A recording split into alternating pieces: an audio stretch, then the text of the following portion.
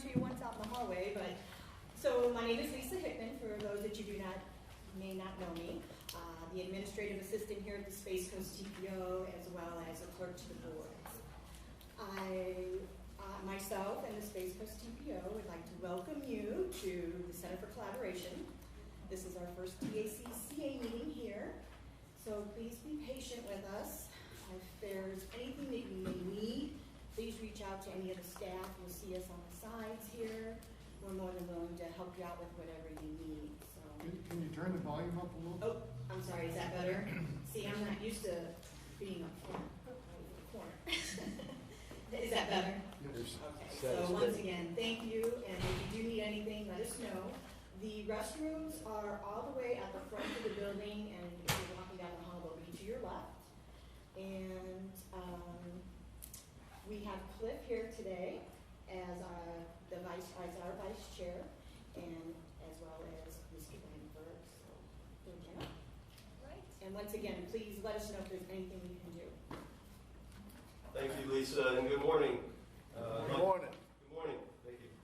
I'd like to call the Monday, February 10th, 2020 Space Coast TPO, TAC, and CAC meeting to order. And first, please join me in the pledge of allegiance.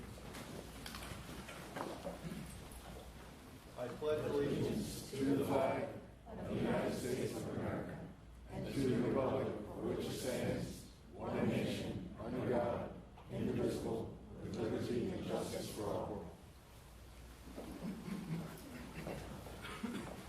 Okay, thank you. Item 2 on our agenda this morning is public comment. This would be public comment other than items that are covered under our agenda. Is there any public comment? Seeing none, we'll go to item 3, which is the Executive Director's report. Georgiana? All right. Well, good morning, everyone. Happy New Year. Bear with us with this new location. We're going to be here at the Center for Collaboration for the rest of the year. And so it's going to take us a little bit of time to kind of work out the logistics and the audio and the microphones. So we very much appreciate you being here. Special welcome to our new members. We're a little light today. We do have some new members sitting in the audience that still need to be approved by the governing board on Thursday. So this happens usually at the beginning of the year. So bear with us on that. And also, I think it would be really good to go around the room real quickly and introduce ourselves. So I'll start here to my right with Liz. Liz Allward, City of Satellite Beach. Dave Carter, City of Titusville. Pete Taylor, City of Titusville. Devin Swanson, Brevard County Public Works. I'm Terry Jordan, Space Coast Carrier Transit.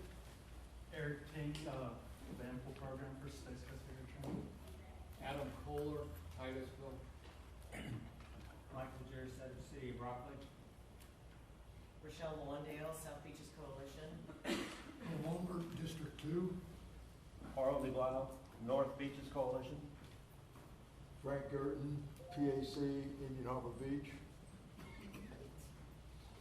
Cliff, you want to start? Cliff Graham, Orlando Melbourne International Airport. Phil Weinberg, City of Bombay. Dan Spradlin, City of Melbourne.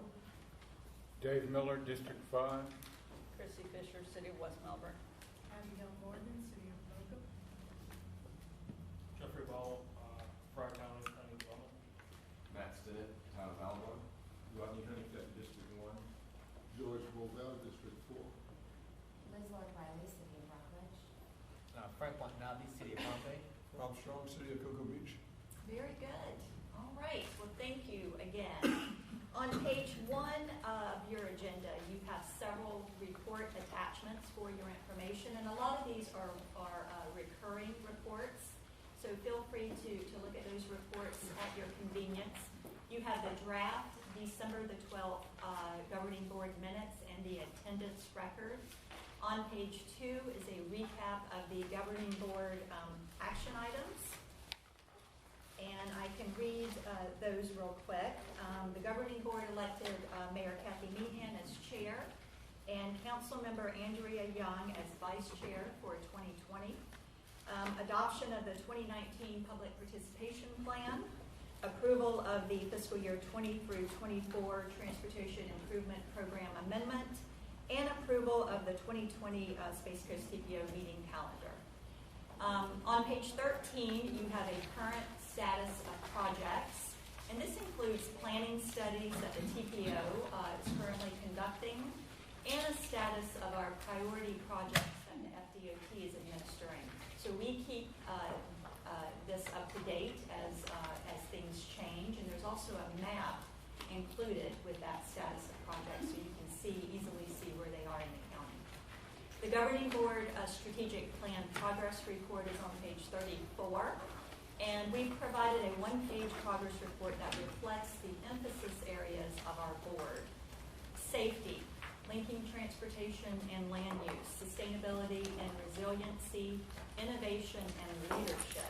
These are the emphasis areas of our board. And at the bottom of the progress report, you can see the activities that the TPO is doing to accomplish these performance measures for each one of the emphasis areas. The Space Coast TPO member orientation was held on January the 9th at the Government Center in the Florida Room. And it was to assist committee and board members to help them better understand their role in transportation planning and why MPOs were created to begin with.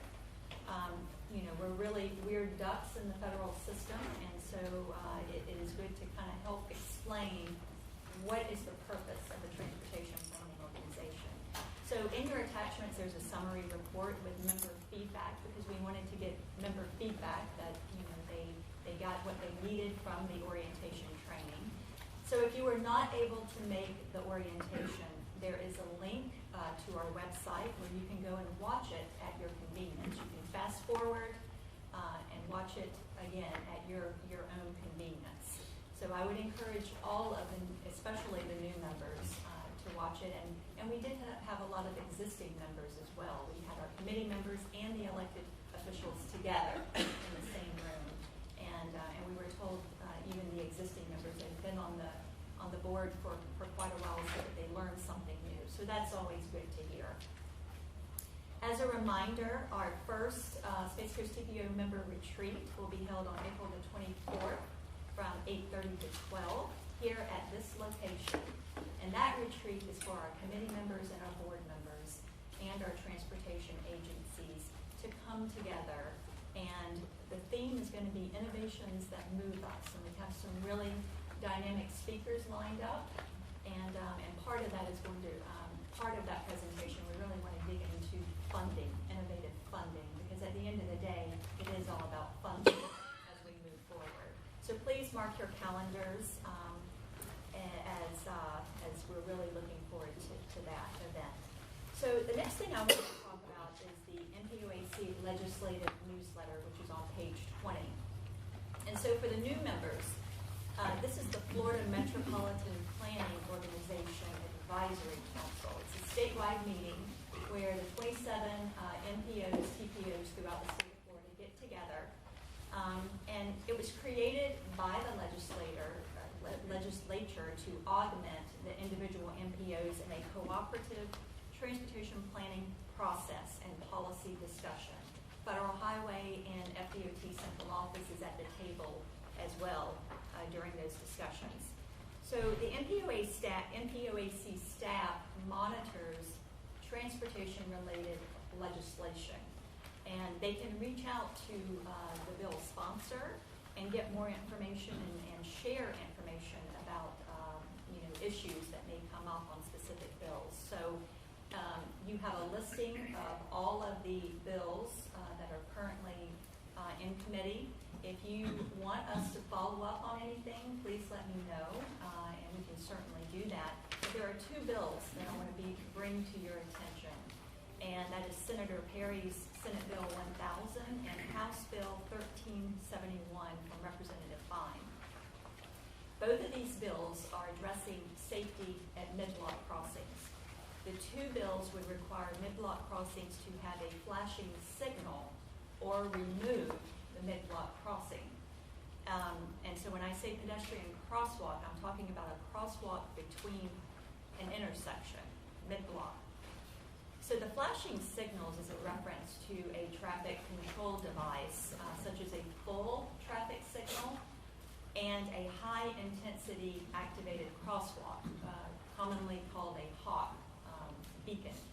And so those two devices must meet a higher standard than a rectangular rapid flashing beacon, the yellow flashing lights, that we currently have here throughout the county on A1A and throughout the state of Florida. And it's a national standard. And so the RRFBs, as we all know, were designed to alert motorists that a pedestrian needs to cross. So pedestrian safety is not wrong. It's a priority of the MPOAC. It's a priority of the Space Coast TPO. Everyone knows that has been on this committee for any length of time. And Florida has a reputation of killing and injuring our pedestrians and cyclists at a higher rate than any other state. But statewide, there is a big concern about these two bills. So at your place, you have a letter from Forward Pinellas, which is the MPO for Pinellas County, that lays out some of those concerns. And I think the letter was very well written. And I want to point out a few of them to you. FHWA and FDOT endorses RRFBs due to their proven effectiveness at increasing the motorist yield rates when people are using the crosswalks. In one of the studies, there's been quite a few studies that's been done, but in one of the studies, compliance increased from 2% prior to the installation to more than 90% afterwards. Another point that was made in the letter is that converting an RRFB to a HAWK, the devices are not interchangeable. It's not a situation where you can pop out the yellow flashing lights and pop in a red one. Unfortunately, they're completely different devices and it doesn't work that way. Unlike RRFBs, which allow the vehicles to continue once the pedestrian clears the travel lane, motorists may not continue until the signal returns green if a HAWK is being used. So it's certainly going to create a longer delay for the motorists. So this is something to consider. But I think the biggest concern is the unfunded mandate. I think that is what has everyone's attention from a statewide perspective. FDOT and many of the local governments throughout the state of Florida uses the RRFBs. Pinellas County has 400 alone. And some local governments would likely have to remove the RRFBs and not replace them with a red signal phase, either due to lack funding or it just doesn't meet the standard for a HAWK. So, there's really no silver bullet. The letter goes on to mention signalized intersections are very prone to crashes involving pedestrians when drivers fail to yield while turning. That is a big problem. And of course, red light running in Florida, that is a big issue for all of us.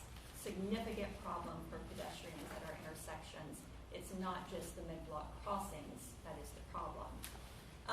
So because we're having a discussion on A1A pedestrian safety, I felt it was very important that I bring this to your attention. It's definitely a concern throughout the state. And again, safety is we appreciate our legislators that are focusing on safety, and it's not wrong. But it is something that we need to consider. Yes, Steve? Yeah, Georgiana, this happens to be one of the items I sharpened my pencil on. Okay. So I went to the Uniform Traffic Control Devices to look at the design parameters, and the top is, for vehicle traffic, is 2,000 vehicles per hour, both directions.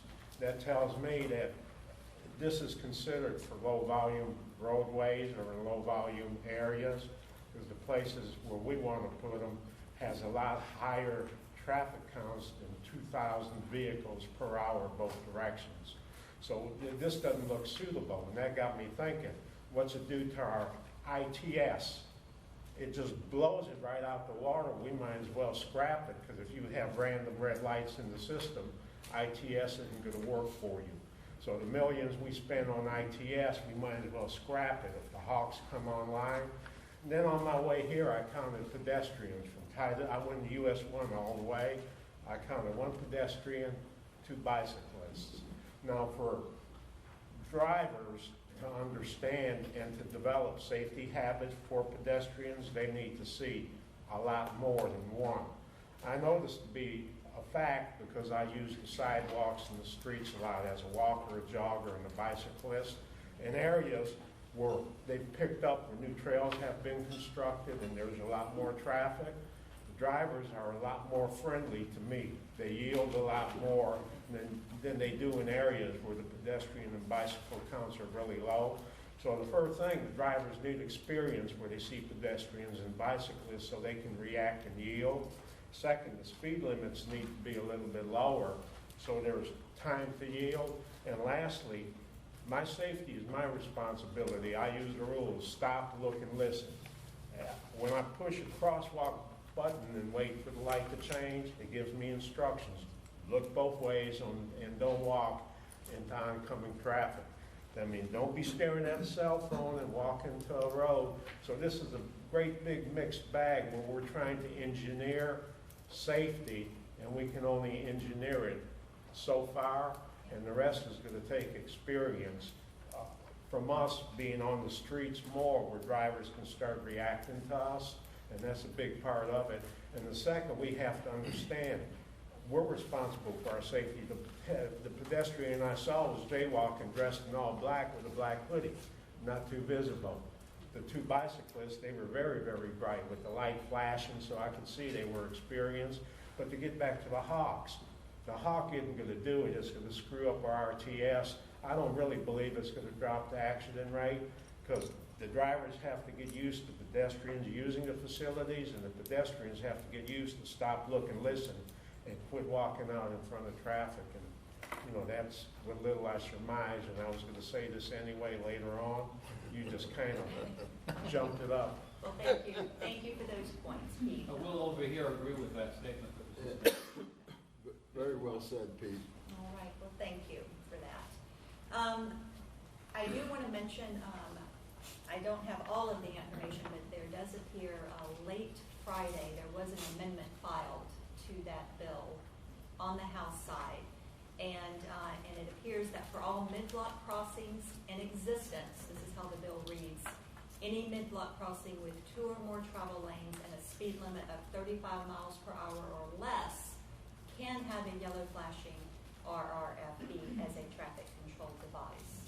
So that has changed a little bit. I know DOT Central Office, some of our other legislators have reached out to Representative Fine and Senator Perry as well to kind of work through that process. And again, you know, safety is not wrong. We appreciate all that our legislators do for us.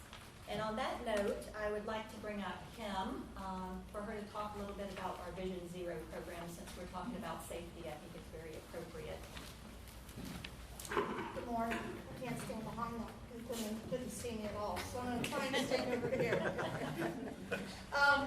So you guys have seen this report for many months now, and we're going to continue to keep it in the packet. However, we want to bring you some other information about the project, the Vision Zero project, the things we're working on, so you can kind of look through this when you when you have a few moments. You will see this one actually completes out our comparison from January to December. Our 2019 statistics are not official yet. They actually take them almost a year to make crash statistics official. But this is as close to what we can, this is what we can get from Signal 4 when we run these reports. But I would like to talk about our last Vision Zero workshop a little bit. Many of you that are sitting here today were in that workshop, and once again, we really appreciate your time and your effort. We had a great meeting. This was the meeting that actually laid out the meat of what we need to do, and it was the data meeting.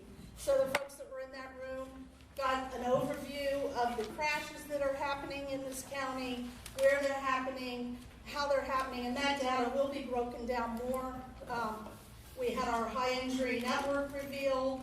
And this is all information that will be available if you're not part of the Vision Zero task force. It will be available. We have a Vision Zero section on our webpage now where you can actually go. I don't know if the last meeting is up yet, but it will be soon, where we actually record those meetings. You can go back in and you can look at it if you'd like to keep a little bit more on what the task force is doing. But in addition to kind of scrambling and looking at all that data at the last minute, they also decided where we will have our next workshop. And the reason we had to discuss a location is because we're actually going to have a pop-up event, an education type event, and they decided that will be held. It's part of our high injury network, but it'll be on State Road A1A in the Cape Canaveral area. We do not have any details on that yet, but as we get more, if any of you that aren't on the Vision Zero Task Force would like to come out that day and help us educate the public, we'd be more than happy to have you, and we will give you more data as that gets closer. Thank you. And then Stephen is next, and he's going to talk about the long-range plans, and then we can move on through the agenda. Good morning, everyone. I just wanted to give you a quick update reminder if you haven't taken our second phase of our survey yet. We have got our public survey open. We've got a fun little video here too that is also on all of our social media. That if you guys could share, that would be awesome. Shaping the future of our local transportation system starts with you. What you like, what you don't like, choices. No, not those choices. Whether you favor economic development, safety, travel options, preserving the environment, or a clever blend of them all, click your pick. Pop over to the survey at voiceyourvisionbrevard.com and help choose the future of local transportation, because your choices matter. Got something to say? Hit the survey at voiceyourvisionbrevard.com. So we're hoping videos like that will help us get a bit more engagement online and everything, and that is not me. That's what the person our marketing people came up with. And then there's also a flyer in front of you. We're hosting 3 public meetings. One of them is tomorrow at Cocoa City Hall, and the other 2 are next week. There's one in Satellite Beach and one down in West Melbourne. And so we'd like you all to attend those, and several of you from our technical committee are invited to the technical workshops on those days as well. So again, share the survey, take the survey. Everyone here should at least take the survey. And we'll see you all next week. Thank you. Thank you, Steve, and thank you, Georgiana. Kim, does anyone have any follow-up questions or comments for Georgiana on her report? Seeing none, we'll go on to item number 4. That's our consent agenda. And as a reminder, we will pass this with one motion. Item 4A is approval of the TAC CAC minutes from December 9, 2019, and item 4B is approval of the Transit Asset Management Plan. Do I have a motion from the TAC? So moved. I'll second. Devin made the motion, and Jenny seconded the motion. I'll pass it on to the CAC. And from the CAC, we have a motion, please. So moved. Motion from Rochelle and second from Martin. Any discussion? All in favor say aye. Aye. And from the TAC, all those in favor, please say aye. Aye. Any opposed? Motion carries. Okay, item number 5, presentations. And our first presentation is the 2020 Census, Counting Every Resident. Shana Lloyd is going to join us for that.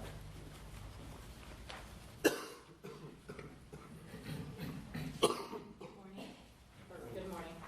I'm here to talk about the census. It's really important, and we're doing a lot of outreach here in Brevard and a lot of the other counties because it's something that's going to be impacting us. It impacts our transportation, so it's quite relevant. Can you talk into the mic, please? Yeah. Oh, I'm sorry. Can you hear me now? You just gotta get a little closer to it, I think. Okay, can you hear me now? No, Turn the volume up a little. Yeah, I don't really know how to work this. Just leave it I there. just I'll need to be closer adjust to it. you. Okay, awesome. Okay, great. I'll try to get very close. Yeah. The census is really important to all of us, and it's coming here in 2020, and we'll be taking the census starting on March 12th. It's going to impact us for a lot of reasons. We like to say it boils down to two reasons, which is the power and the money. The power is how many seats are allocated to us here in Florida in the House of Representatives. There's a finite number of seats, and every 10 years, years ending in 0, is reallocated. In 2010, Florida gained 2 additional seats due to our increase in population. The reapportionment will also happen due to census population as well in 2021. The dollars that we're talking about are over $675 billion for a decade. That's over $7 trillion. That's a lot of money. A significant portion of that money goes towards transportation and other things like Head Start, hospitals, schools, all kinds of Medicare, veterans assistance, adoption assistance, a lot of programs that touch us every day that we're not even aware of. The transportation dollars are really why I'm here to talk to this particular group. We want to make sure that we're getting those dollars from the federal funding that's allocated that's due within our communities. We can only do that if we actually have an accurate count of who's in our community. The dollars don't actually follow the need, they follow the numbers. So if we don't report our numbers and ensure that everyone is counted, we're not getting the proper amount of federal funding that we should be. How did we do previously? The national average was 72% across the entire U.S. Florida responded at a rate of 74%. Here in Brevard, we were at 79%, which is great because we were above the average, but still, that's approximately a little more than 2 in every 10 persons did not respond. So that's still federal funding we're not receiving, so we want to make sure that we get that. The census is going to be a little different this time. Instead of filling out that paper questionnaire, you're actually going to be able to go on your iPhone, your smartphone, your tablet, anything that can access the internet and complete your census form. That is the primary method of response. The secondary method of response is going to be a 1-800 number that you can also call if you don't like the internet or you just want assistance in person. You can call the 1-800 number. If you don't respond by April 8th, we will mail you a traditional questionnaire and non-response follow-up will happen, so you'll actually get a knock at the door. One of the things that we're hoping that the internet and the telephone will assist us with is overcoming the linguistic barrier that we have. We're able to offer it in 12 different languages, so if someone needs it in another language, they can actually receive assistance either verbally over the phone or read the website in that particular language. It's important to know a couple of things about the census. We're never going to ask you for a full Social Security number. We're never going to ask you for money, a donation, anything on behalf of a political party. We won't ask you for a PIN or password. So if they ask you for any of these things, it is not an authentic census document. It's also not someone authentic from the census that you're speaking to. All census workers can be identified with a badge. It'll have their photo ID as well as a chip in it. All our devices will have emblems on it that we're actually publishing so people know how to identify a census worker. Excuse me. Privacy and confidentiality is very big to the census. We want people to know that we don't share your information with any other federal or governmental agency. Title 13 is the law that says that we don't have to. It has been challenged in the courts, and this law has always been upheld. They don't want anyone to feel like there is going to be retribution for answering the census because we need that data, and that is why Title 13 is in place.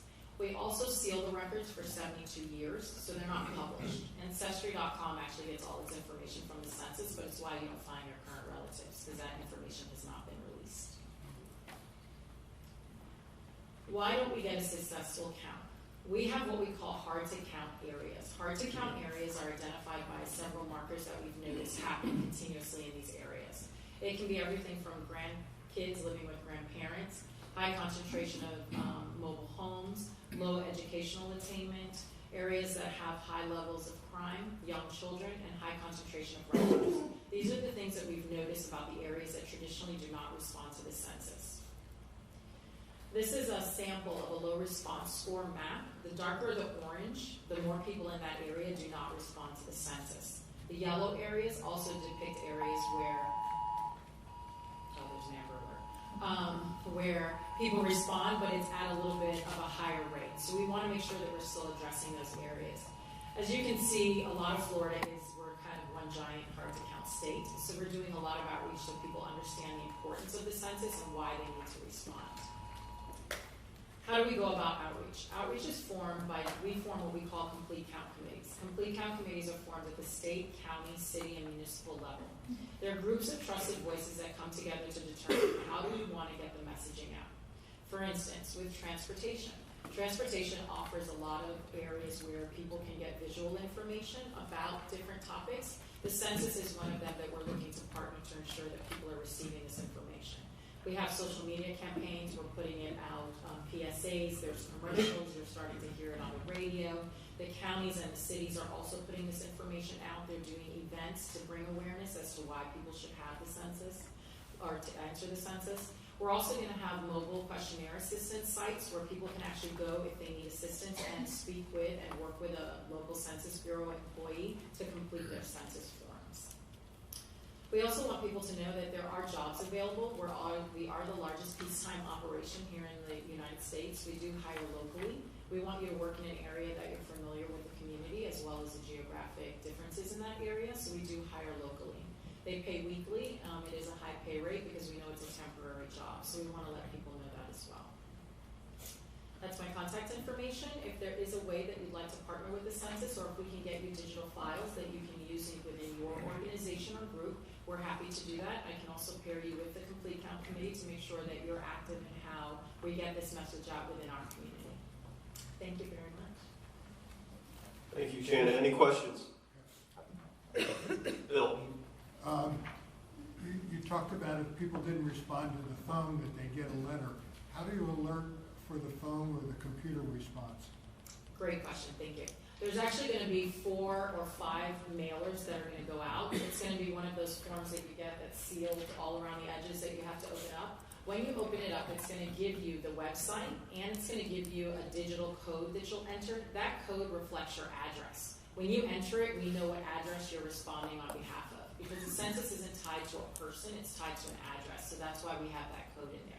Once you receive that, you can go online and answer. The website will be open as of March 13th, and it will close in July 31st. So we have a very short window to make sure that we're getting the response rate that we need. There's also an option on the website. If you live in your car, if you live at Staybridge Suites, you don't have a usual address where you would get that code, you can select non-ID response, and it will ask you for the cross streets where you are currently residing. So you can answer that way as well. I have 2 questions. Sure. First is we have a large homeless population in Florida. Do you have any way you're getting to those people? Absolutely. So the homeless are counted. The homeless count, we start with organizations that work with Point in Time. We work with them because they're already established, trusted providers to that community. So we start with them. We actually go do what we call service-based enumeration, where we actually physically go out to these locations, these soup kitchens, these churches, and they actually do a manual count at these locations. We also work with other organizations that service to go out into, whether it's woods, encampments, there's just different places that they go out and we do enumerate and we do count them. Because at any point in time, they are using services that receive federal funding, and they also re-enter society. They're using our transportation, so we want to make sure that we're accounting for them within our county. My second question, I saw 2 red counties that I'm familiar with, Hendry and DeSoto, and those are very, very rural, so I'm thinking they have a large undocumented population. Is that part of the reason you're having problems in those areas? So migrant workers and undocumented in our more rural areas, we do work with those populations because they have special needs and concerns. We do look to count them, and we do have people such as myself, partnership specialists, that are managing the state of Florida. There's probably about 80 of us, and we do work with different populations for that specific reason. Okay, you answered both of them to my satisfaction. Thank you. Wonderful, thank you. Adam? Yeah, quick question. Pretty good. Is this the first time that we will be using the internet for people to respond? Yes, it is the first time we'll be using the internet for people to respond.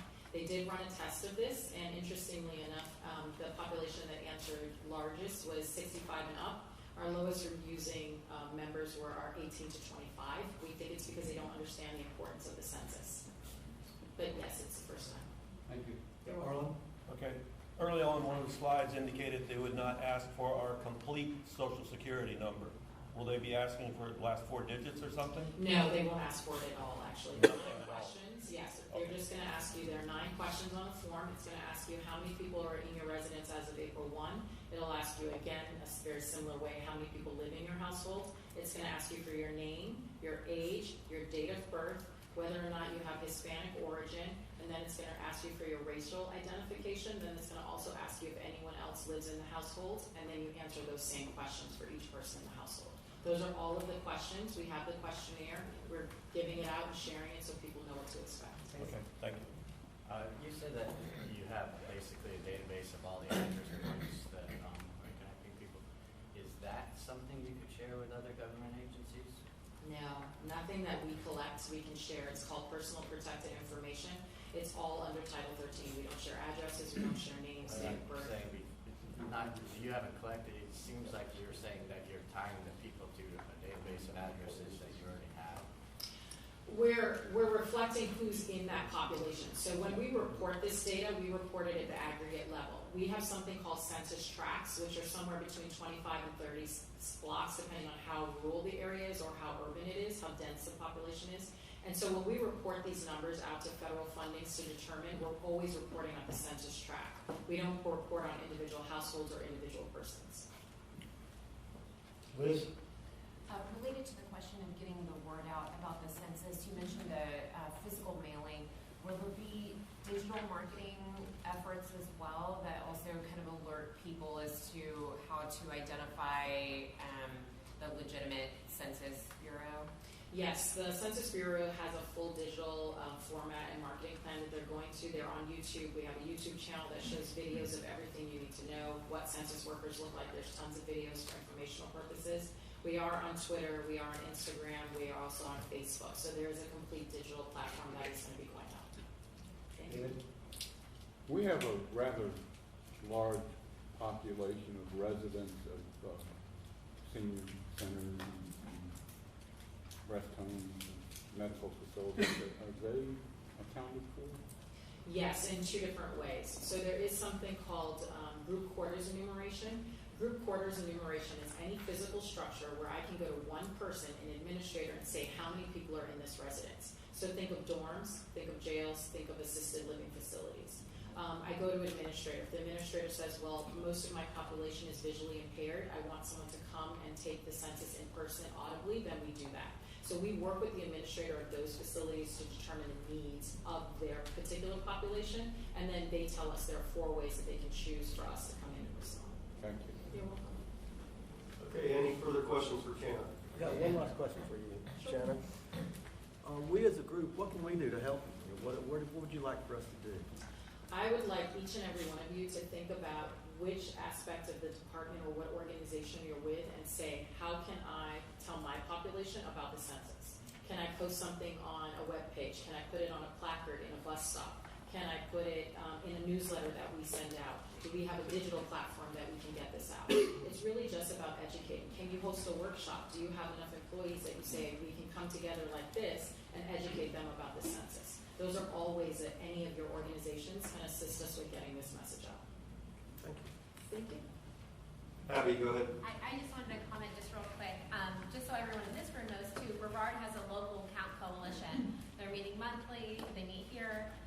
They have a communications team which represents PIOs and communications people from every entity, ranging from cities to the TPO and beyond. So we're working right now together to make sure that our messages are coordinated with the Count Coalition. The county is also going to be doing the same thing. So we're hopefully going to be covered in all areas. But if you're interested, on the U.S. Bureau, on their website, they have a whole outreach toolkit that's amazing. They have messages, they have graphics, they have flyers. So there's already information out there if you're wanting to spread the word before sharing any local messages. Thank you for that. Yes, sir, go ahead. Quick comment. Do you work with the Chambers of Commerce at all? We do. Thank you. Okay, great information. Thank you so much. Thank you very much. Thank you. Our next presentation will be on the US 1 corridor study. Jesse Bloom is going to present. Good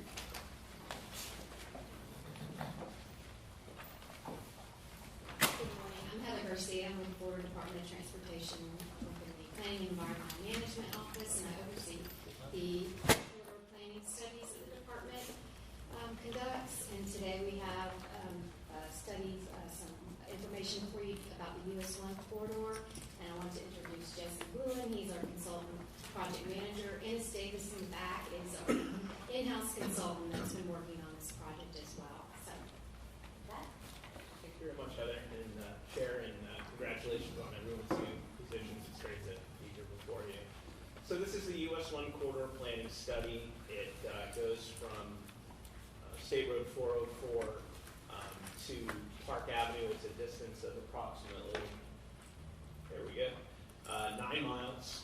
And so we've been working on this with many of you in this room here as part of our project visioning team. We've had 3 meetings, and Georgiana has asked us to kind of come today and speak at the board to give you the results of this study. As you can see, the study is bound by the Indian River Lagoon on the east and the Florida East Coast Railway on the west side.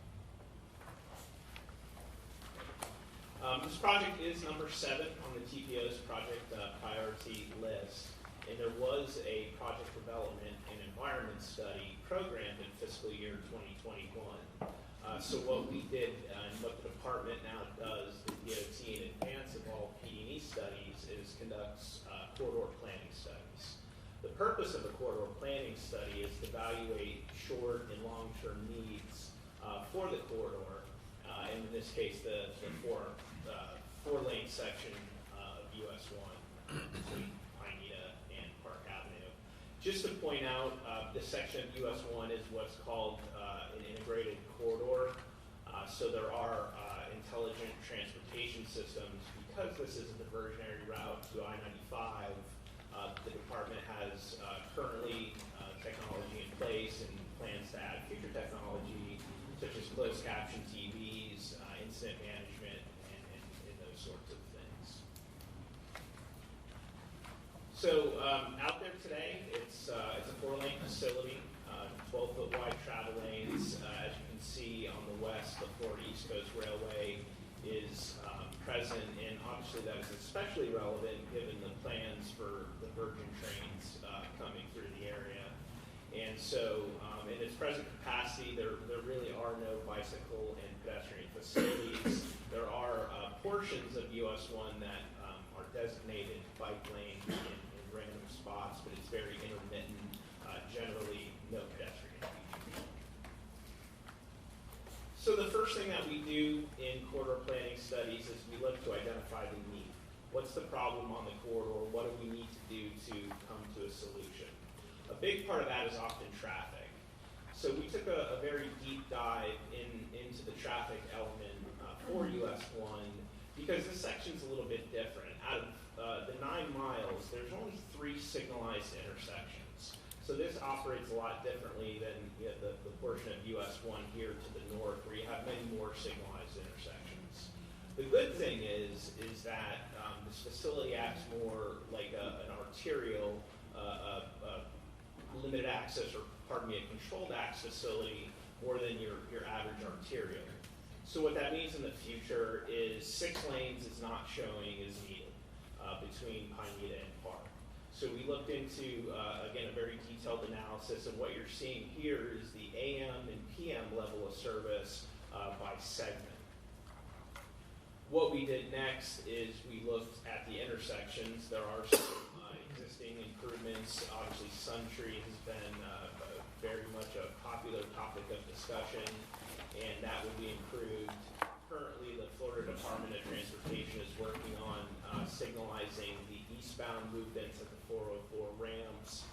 So there are a series of improvements that are ongoing, and with these improvements, fortunately, you are seeing a very good level of service in the future. The exception here is Gus Hitt Boulevard. That's a tricky intersection, again, particularly with the double or triple tracking that will be coming with Virgin trains. That one does operate between the level of service E and F, so that is something that we'll have to monitor as we move forward. We did evaluate potential signal at that location, and unfortunately it does not meet warrants at this time, given the data. So essentially at this point, once we were complete with traffic, we determined that a 6-lane widening was not needed at this time. And so what we did was essentially look at a 4-lane reconstructed US 1 that would add a sidewalk on the west side, a 6-foot wide sidewalk, a 12-foot wide shared use path on the east side, and essentially a more 21st century roadway. We have a complete layout that we'll be showing at our public meeting, which is this Wednesday, and it takes care of a lot of the access management issues and a lot of the other issues that I'm sure many of you have experienced on the corridor. What we also wanted to do is look at what can we do now? What are cost-effective improvements that can be adopted rather quickly rather than a long-term improvement? So just to go through these, something that's still currently being evaluated is signalizing the northbound US 1 to westbound 404 intersection. That will require further analysis through what's called signal warrant studies, and those will be ongoing for our traffic operations department. One thing that the project visioning team asked us to look at was either a shared use path or a sidewalk from Vieira Boulevard up to Barnes Boulevard. The shared use path impacted about 65 parcels. However, we were able to get a 6-foot wide sidewalk in that same location, all within the existing right-of-way. That will require some additional analysis, but at this point we are confident that is something we can do within the operational right-of-way. Again, looking at corridor-wide improvements, there are many signalized intersections that don't have crosswalks in each leg, so we looked at adding crosswalks to complete the intersections throughout the corridor. There are intersection improvements such as Vieira Boulevard that have been programmed and are further being investigated. For instance, at Vieira Boulevard, there was a P&E study that recommended 2 northbound left turns to westbound Vieira Boulevard, in addition to a eastbound Vieira Boulevard to southbound US 1 right-hand turn lane. So it's a lot of these operational improvements, the safety improvements, the access management improvements that are really going to complete this corridor and can be done in a rather a cost-effective and in more of a short-term manner. So here's our evaluation matrix. The no-build alternative kind of sets the baseline for the conditions. The middle item is the spot treatments that I just discussed. That includes the sidewalk. Again, pretty low cost. The impacts are fairly low. And then looking over to the 4-lane high-speed urban, you do get into a little bit more of impacts. You will need additional pond sites to handle the water. But because it's a curved section, you're a little bit tighter within your right-of-way footprint. The one thing I should point out here is the moderate that you're seeing for cost and right-of-way in the bottom right-hand corner has since been changed to high. We initially were comparing the 4-lane with the 6-lane option, which the 6-lane option was much more impactful from a right-of-way perspective and certainly cost more from a construction perspective. So this will be on display at our meeting on Wednesday night. The meeting is at the Rockledge City Council chambers. It'll be held from 5:30 to 7 p.m.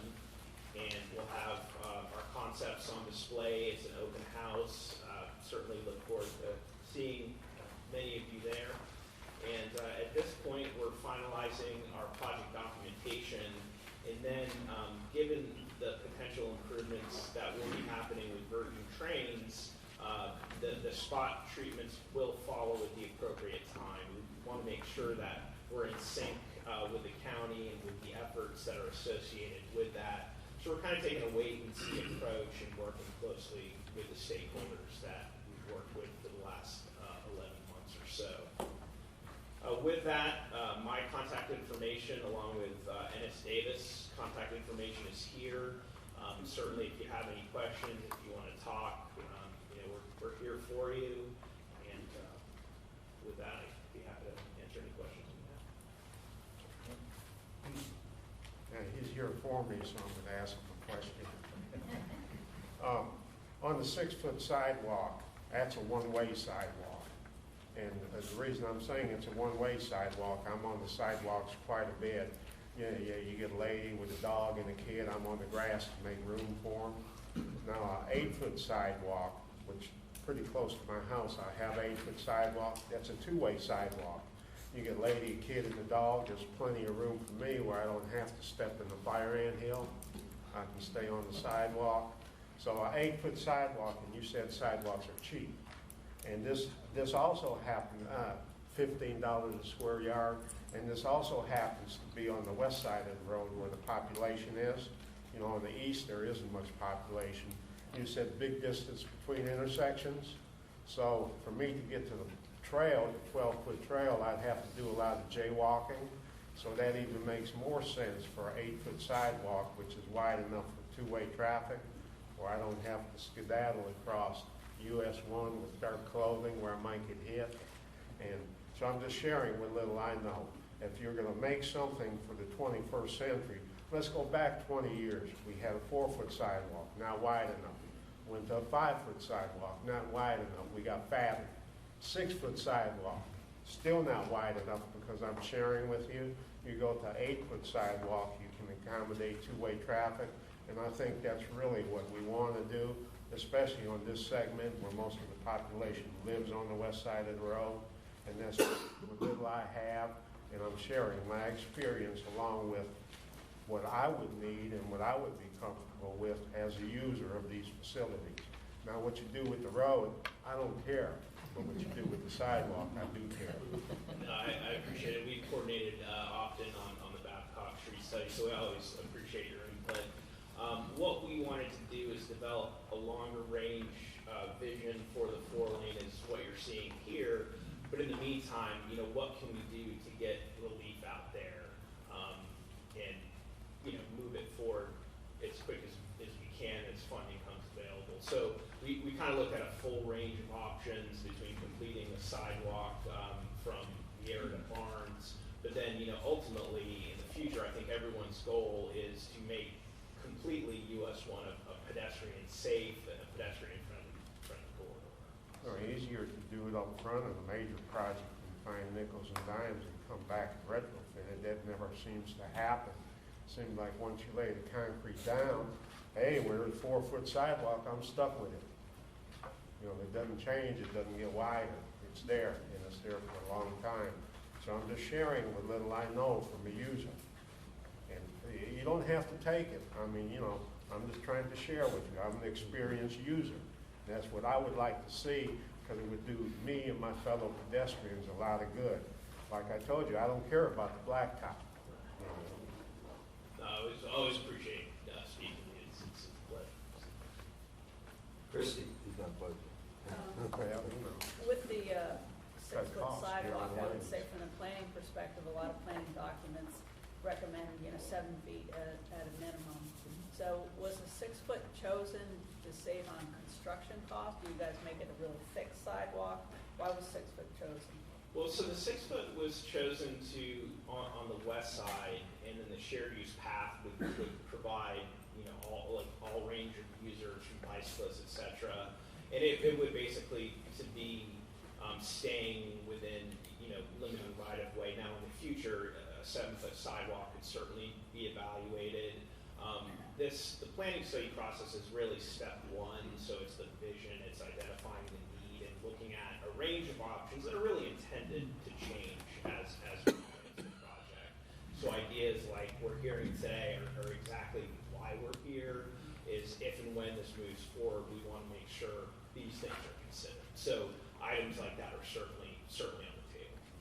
I'd like to add on that 6 foot is the minimum in the FDOT design standards, and that's what you guys go by as minimums when you figure out your design. Probably not much thought has went in there.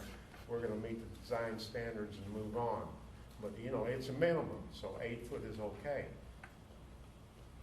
In your standards, 6 foot, and that's why you went with 6 foot. It's a minimum in the standards. 8 foot is okay. It's a minimum of 6 feet. So a lot of that, when you're in your engineering office, you're just working from the standards and you're cranking it out without doing too much thinking. I don't know if you use sidewalks or not. I don't know how much you're out there, out on the streets. But that's why I shared with you what I did, because I'm going beyond the standards and letting you know as an experienced user what's best for the long term. You don't gotta buy this, you know, just get out there and see for yourself. Sure. Yeah, again, everything you're saying, I believe, is, you know, something that can be considered in the future. It's not off the table by any means. You know, we do balance right-of-way impacts, cost impacts, et cetera, but as we advance the project, or as the project advances, those things can definitely be considered. Well, you're showing me a typical looking north where there's plenty of right-of-way, and that's what I have in my packet.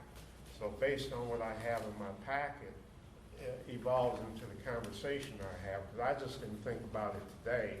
You know, when I looked at your typical and I saw plenty of right-of-way, that's a lot to play with. So based on what you're showing me, I'm giving you feedback. Now, if there's things I don't know, then next time give me more information, and I might be able to give you more intelligent feedback. But right-of-way is not a constraint on the typical I'm looking at, and that's why I gave you the feedback I did. Sure. Right-of-way would be something we would contend with. There is right-of-way needed. With the curb typical section, we are a little bit tighter. But again, everything you're saying is certainly valid and certainly can and probably should be evaluated in future phases. Adam? Yeah, this is the front end of the plan for eventually improving a roadway, correct? That's right. What's the typical timeline from the time that you start doing your initial planning until the roadway is actually completed? Is it 20 to 30 years? Not 20 to 30 years. When we look out and do our forecasting efforts, we look out 25 years approximately to plan, in this case, for 2045. Nowadays, it all comes down to funding, to be honest. I mean, this is a 9-mile project. It's a major reconstruction. US 1 is an older facility. But, you know, it could be between 12 and 15 years, 10 to 12 years. It really all is contingent upon funding. Well, my point of the matter here is that if it's actually taking us longer in this day and age versus 20 or 30 years ago to complete a road once we start the planning process, are you giving yourself enough leeway to say that 6 lanes is not enough at this present time? We're going to stay with 4. That's my only point. Thank you. And that, just to kind of hit your point there, it's a great point, and it's something that we recommended and talked with the project envisioning team, that when the LRTP cycle, the long-range transportation plan, is updated every 5 years, this is a corridor you'll need to monitor for 6 lanes. Absolutely. Thank you. Yes, sir. Thank you. Liz? Just clarification on some of the more immediate relief that you mentioned, potentially more sidewalks. I thought I understood that you were talking about more the Century area, and I'm just curious if that would come all the way up to the to Park Avenue, or if you're only looking at for potential adding sidewalks in this section. Right. For the spot treatments or the spot improvements, it was recommended, given the residential land uses on the side of the corridor, to look at, again, a shared use path or a sidewalk, but that would just be from Vieira to Barnes. I think the full addition of bicycle and pedestrian features is really more part of the long-term vision out there at this point. Yes, I just wanted to ask a question about the planning process on it. I've traveled that road a lot in the daytime and at nighttime. And at nighttime, it is almost a black void out there. There's very little roadway lighting. So even if we do put in sidewalks and shared use passes, we got to have lighting. Is that included in the planning process? That generally what's called a lighting justification report. That would start in the project development and environment study. Oh, next phase. It is the next phase, and then would continue forward into final design. But I think, like you're seeing, even though it's a 6-lane section to the north here, even where we are here, you're seeing the lighting component. So that would definitely have to be analyzed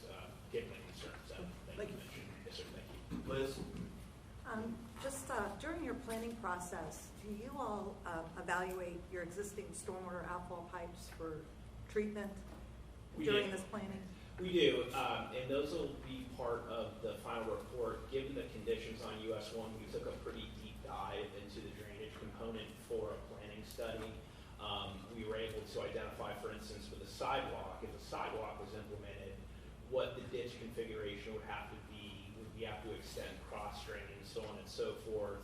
So for the ultimate improvements, we went out and looked at all the cross drains. We measured standing water. We knew this one, the department knew this one was going to have some attention because of the PD&E study program. So we really wanted to hit on all those components. So yes, we absolutely. So my one question then would be, not for new sidewalk and new construction, I'm saying what's out there existing, would you all be looking at treating that's not currently being treated? That would not be under the guise of this study, if you will. However, Brevard Traffic Operations and DOT Drainage Department is continually monitoring conditions and improvements. We received at our public meeting quite a few questions on drainage, and so we've coordinated appropriately with the parties involved. David? I'd like to ask you something about the Gus Hip Road. You said that it did not qualify for studying for be a lighted intersection right now. Do you take into account land use? Because that end of Gus Hip Road is all industrial, and those are big trucks that go in and out of there, and it's an odd intersection as it is because the railroad tracks are near the US 1 and it's sloped down. And some of those 18-wheelers, they have to stop and back of the tracks and wait, plus it's an outside curve. So I guess I'm just asking, aren't there other considerations to putting in a light other than traffic count? Or? There are. There are several what are called warrants to meet that analysis. And this is one of the circumstances because Gus Hip is especially problematic, is that's where the kind of the coordination is going to take place next step once we know what Virgin Trains is going to do. We actually did the same thing on Sunrail in the Orlando area, is you evaluate what's called the storage apron between the stop bar and the rail, and then do you have to have signals before the rail for, like you're saying, larger vehicles. So the first part of your question regarding land use, yes, absolutely. And then as we continue coordination with the county in the future, the larger vehicles, the train, the interaction, and then the interaction with US 1 will absolutely come into play. That's a great question. Thank you. Any further questions for Jesse? Yes, Mr. Chair, thank you. Jesse, you mentioned the PD&E study. If we're not going to be widening the roadway, in other words, if there's not a need at this present time, do we think that this is going to trigger a PD&E? Do we think that we could potentially move into design of some of these improvements? So the spot improvements that are shown, there's a little bit of a lag here. The spot improvements that are shown can be handled through something called a categorical exclusion, type 1 categorical exclusion specifically. That's if federal monies are on the project. If it's state monies or local monies, it's done through a non-major city action. Any of these improvements would meet the threshold for those actions. Arlen, you had a question? Yeah, just for clarification, on the second last slide you had for the public meeting Wednesday, it showed a date of the 13th. Shouldn't that be the 12th? I apologize for that. That's my incorrect date. Yeah, I apologize. You're right. Yeah. Any further questions? Thank you, Jesse. All right, thank you all. Next, we're going to have our third and final presentation. It's going to be on the State Road A1A pedestrian safety, and I'd like to ask Georgiana to introduce this presentation. Yes, thank you. I thought it was important that I talk just a little bit, very briefly, about the history of the mid-block crossings in the South Beach area. And most of you probably already know and have heard that over the years, residents and visitors have desired more pedestrian crossings along A1A. There's beach access, there's parks. They want to move across the roadway to get to shopping on the west side. And so we have, over the years, we have gotten many requests at the TPO, the County Commission Office, and a lot of those have requests that went to DOT as well. So what we all know is that typically, or very routinely, pedestrians will take the path of least resistance. We all know that. They're going to cross, not necessarily at an intersection and go out of their way. They're going to, cross at the quickest point. So A1A was scheduled for resurfacing and, from Pineda to US 192 Fifth Avenue. And the design of that project began back in 2014. It actually began a little before that and was deferred due to lack of funding.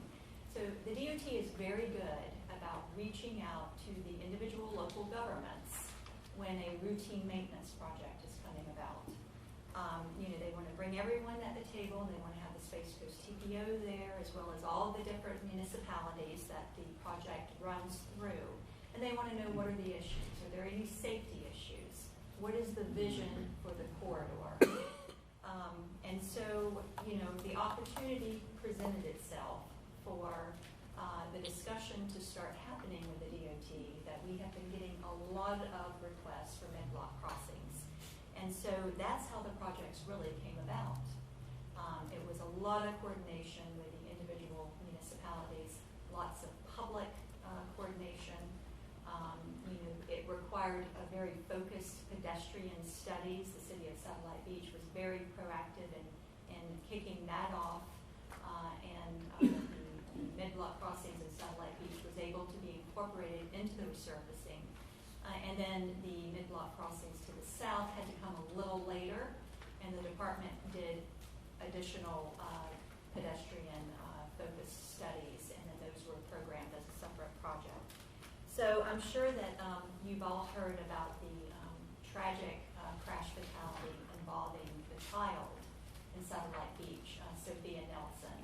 And, any Brevard County resident that loses their life is heartbreaking, but it is especially heartbreaking when we're talking about a child. So it has definitely spurred a lot of conversation. It has put the RRFBs, it's called them, into question. And so the DOT has been working very hard from an engineering perspective and evaluating a lot of different options. So this presentation is going to be a joint presentation, and I'd like to call up Lorraine. She's behind me. And Lorraine's going to kick it off and start talking about some of the engineering improvements that the department has been working on. Lorraine? Good morning, everybody. Thank you very much for having us here. As Georgiana said, my name is Lorraine Bobo, and I'm the Director of Transportation Development for Florida Department of Transportation's District 5. This morning, as Georgiana said, we're going to do a joint presentation. So Ms. Courtney Barker from the City of Satellite Beach will be coming up, as well as Georgiana. We appreciate the opportunity to be here and talk about the collaborative effort that we've been working on, not only in the last month or so, but really over the past several years. We've been focusing on the 3 E's: engineering, enforcement, and education. If we all work together, we can develop the safest facilities possible. I also wanted to mention that we really appreciate the Space Coast TPO's shared commitment to Vision Zero.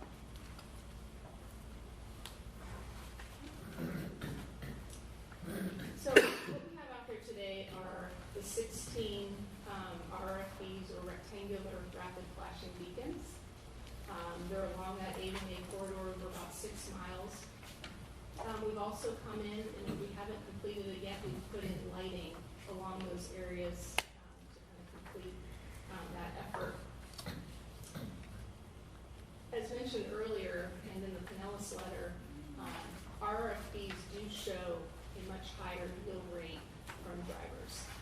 So they are an improvement to our facilities when we have mid-block crossings. And as Georgiana mentioned, those locations were picked by doing engineering studies. We did many public meetings to make sure that we were getting them in the right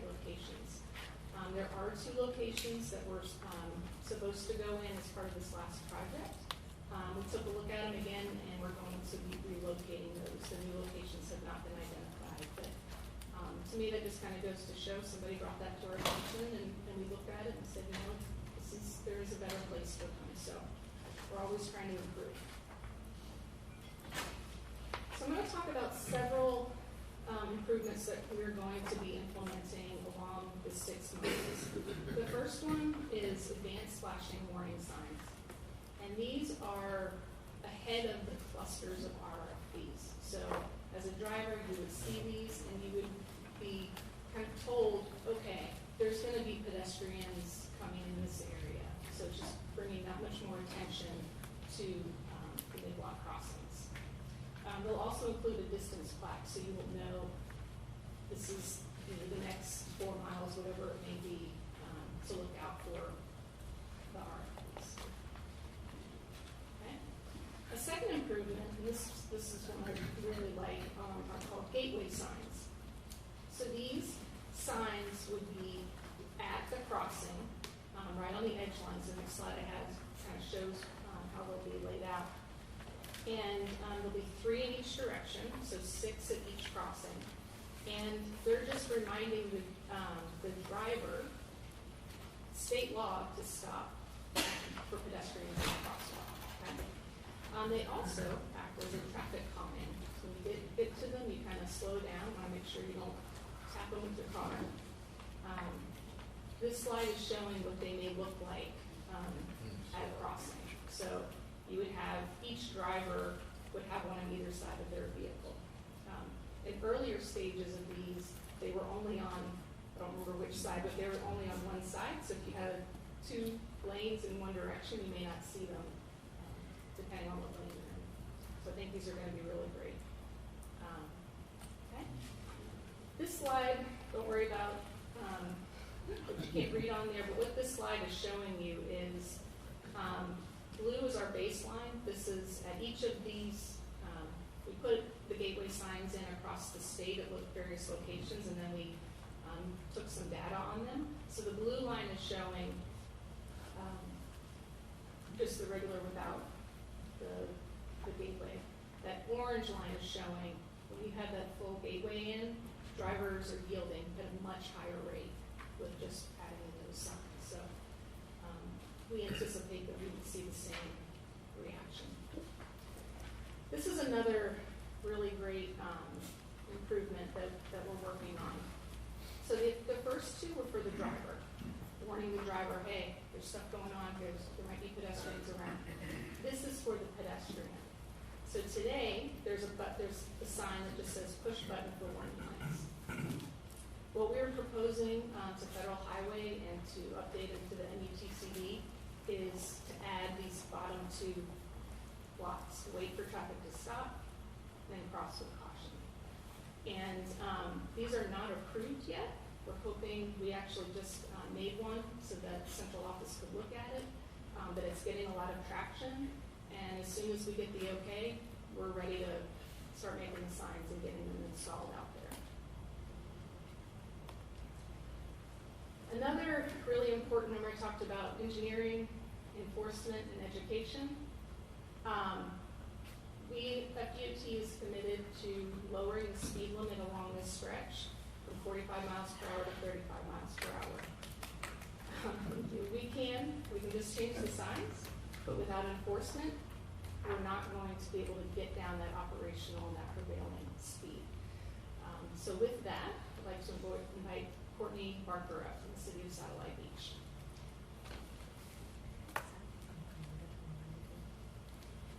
Lorraine, that is Pineda to 192 is the segment. Oh, sorry, yes. Well, good morning. It's been a while since I've been here with all of you guys, since Liz has taken over, so it's good to see all of you. Before I get started on the enforcement and education piece, I just kind of wanted to give, the Satellite Beach perspective of how this project came about and kind of address some of the rumors that we see on social media and some that I've even seen, unfortunately, in public meetings and other local governments. And I wanted to make sure that we keep that, keep the truth out there. And So the first is FDOT did not do this to us. We went out and we did a plan with our community. We had at least 5 public meetings with our community. We actually did a mailer to every address in the city of Satellite Beach to get people to come to these meetings. They were very well attended, 40 to 50 people apiece at each meeting. We had additional public hearings at the city council meetings to approve the plan. And then we went to DOT with the plan, then DOT came back and had another public meeting with the DOT public meeting, which they have to do. And so we had a lot of public input on this. And the biggest problem that people brought to us was we can't get across A1A anymore. It's too busy now, there's too much traffic, we feel unsafe, and we want better crossings. And so when we came up with this, just to give you an idea of how many people live on the beach side? How many people have used the mid-block crossing? So before you went across the road, we played Frogger. That's what we did. Because we didn't go 3 blocks down to a crosswalk light. That's crazy. Even when we had kids, and when we got across the street, we'd be like, whew, we're there, we made it, and we're still alive, and then we went on our day. But it was fearful. It was frightening to get across the street. When we put our FBs in and the mid-block crossings in, we did get a lot of negative feedback from the community because of change. Whenever you do a road project and you change the structure of the road, everybody loses their mind for about 6 months.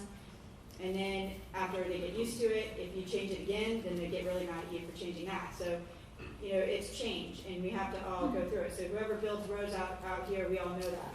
You just have to go through that 6 months of, and then everybody gets used to it and you move on.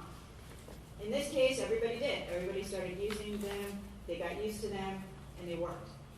Unfortunately, we had an accident. And so everyone else knows, in the same time frame of about 5 years, we had 5 people die outside of crosswalks on A1A. Okay? So that's just this is a terrible accident. We want to make them safer. It's an opportunity to make them safer, and that's what we're going to talk about. But I want to make sure that people understand that in Satellite Beaches, in our mindset, the mid-block crossings have made it safer. The rapid flashing beacon lights have made it safer, and we have an opportunity here to make them even more safer now. We are absolutely against taking them out, and we will not, and we will fight that. So that's just not an option for us at this point. When we did go through the conversations with DOT, and we sent a letter, I think our letter from the mayor is in your packet, so you can see that, we had to recognize and look at ourselves and say, okay, what do we need to do better? It's not just on DOT. It's not just an engineering problem. It is a behavioral issue. It's a driver and pedestrian behavioral issue. And so how do we deal with that? And that's the first thing is we look at enforcement. So these are things that we can control. And we talked with DOT and said, we want to make sure that that we know we still have a piece in this. It's not just you, it's us too.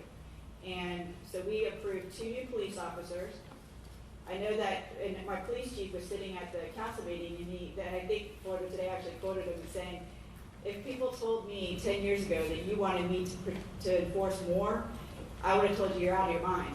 Because I think everybody in Satellite, anybody in Brevard County knows the reputation of Satellite Beach. We are the safest community. I'm just going to plug that again in Harbor Beach.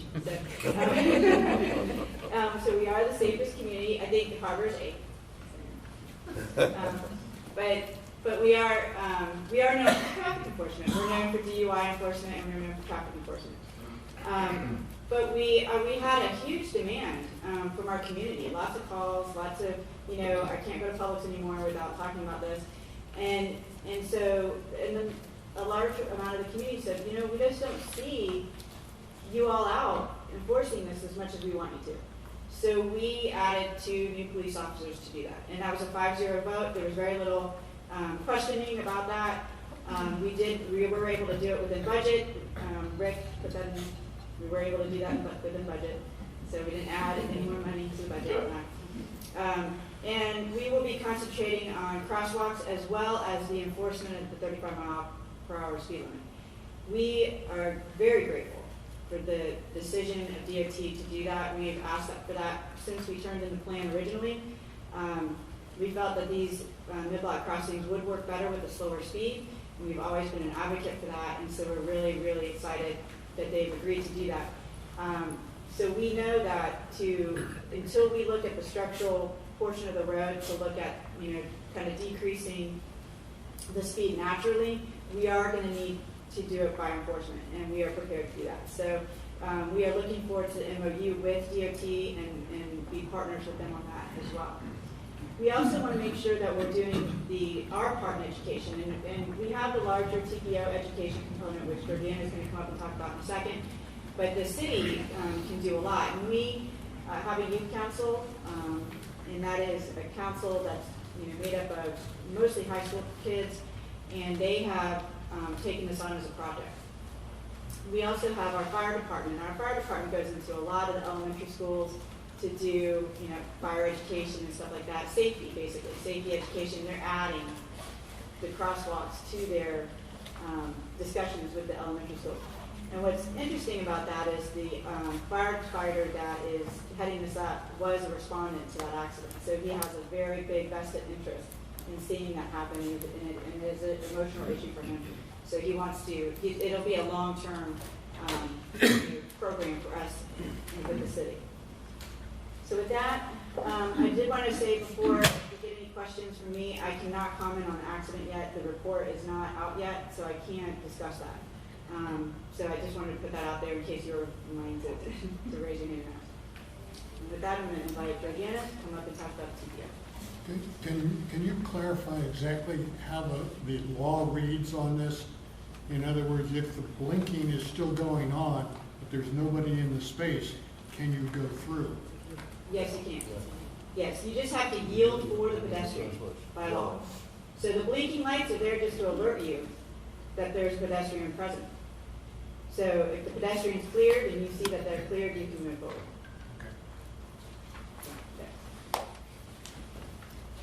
So I'm going to talk a little bit about the education component, which is extremely important. Engineering is very important. Enforcement is very important, but you also have to have the education. It's got to be very, cohesive to make sure that we are getting the word out.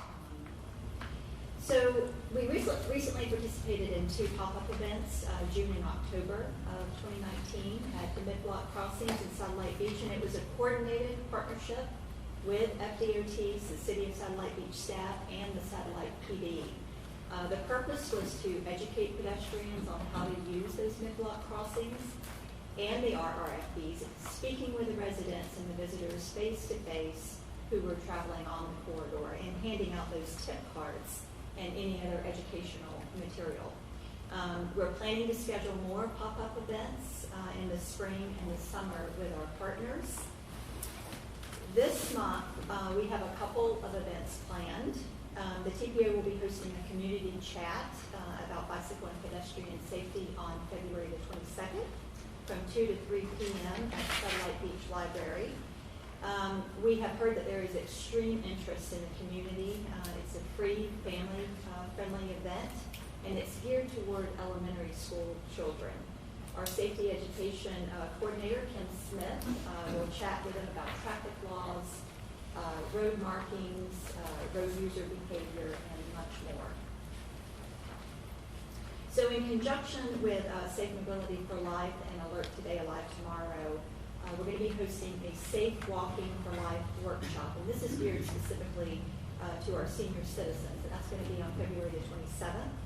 The event will increase the attendees' awareness and knowledge about the benefits and risks of walking among older adults in Florida, and how to mitigate those risks to increase safety. It's going to be at the O'Galley Civic Center, February 27th from 8:45 to 11:15 a.m. Jim, I would just add to that one. That one is also a train-the-trainer. So if you wanted to send somebody to come where they could then go out and train that same class. Great so point. you can come if you just want to learn more about walking, or you can come if you would like to be a trainer in that particular. Yeah, that's right. So some of the ongoing education is continuing. On January the 6th, our staff worked with Brevard County Schools to utilize Peachjar, which is an e-flyer app, to post the RRFD tip card to all 13 beachside schools. The flyer is sent to all the parents electronically via email. We also provided a website, social media graphics for the schools to use if they so choose. And we will continue the education posts on multiple social media platforms, and we will provide resources and presentations upon request. Abby is extremely active in our social media to get the word out about safety. And of course, Kim, we have a dedicated bicycle pedestrian coordinator, which not a lot of MPOs have. And so what she contributes to Brevard County and the relationship that she has with Brevard County schools is just exceptional. So we have a lot more to do. We're going to have other things that we're talking about internally, but that's what we have coming up in the next month or two. Thanks, Georgiana. Go ahead, Cory. Oh, sorry. Lorraine.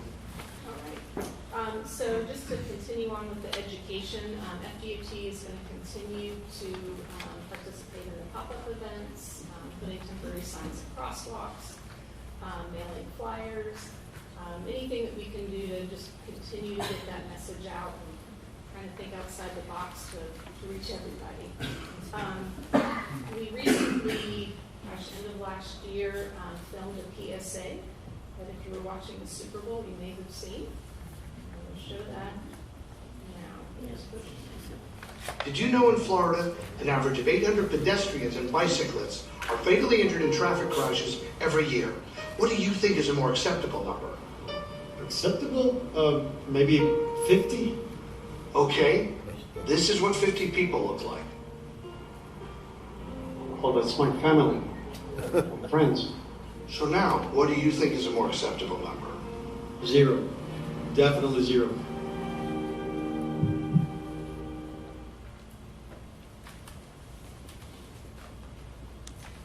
It's pretty impactful. So as we move forward, what you heard today are more immediate, we're going to make happen in the next coming months.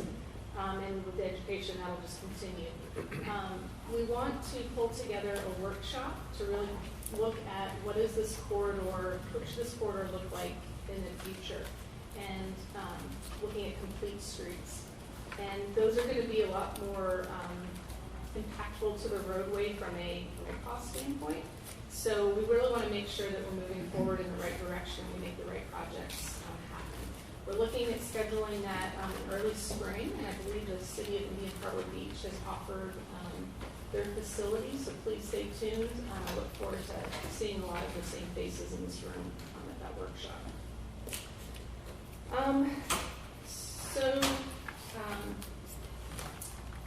The HAWK system is actually called PHBs, or pedestrian hybrid beacons.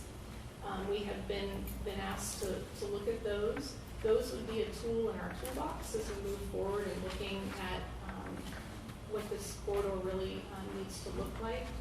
As Georgiana mentioned earlier, or maybe it was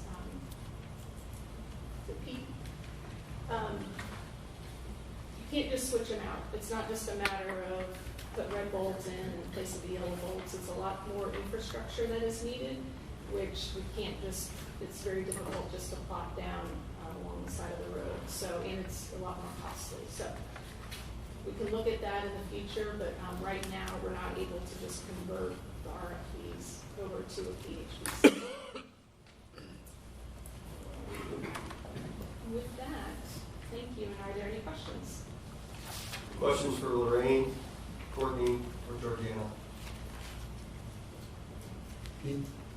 Can you go back to the slide where you had those mini stop yield to pedestrians?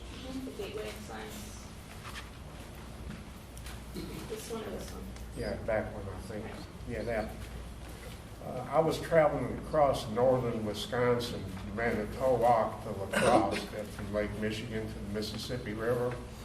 And every small town we came to, the speed limit dropped from 55 to 30, 35, and they had those at every crosswalk.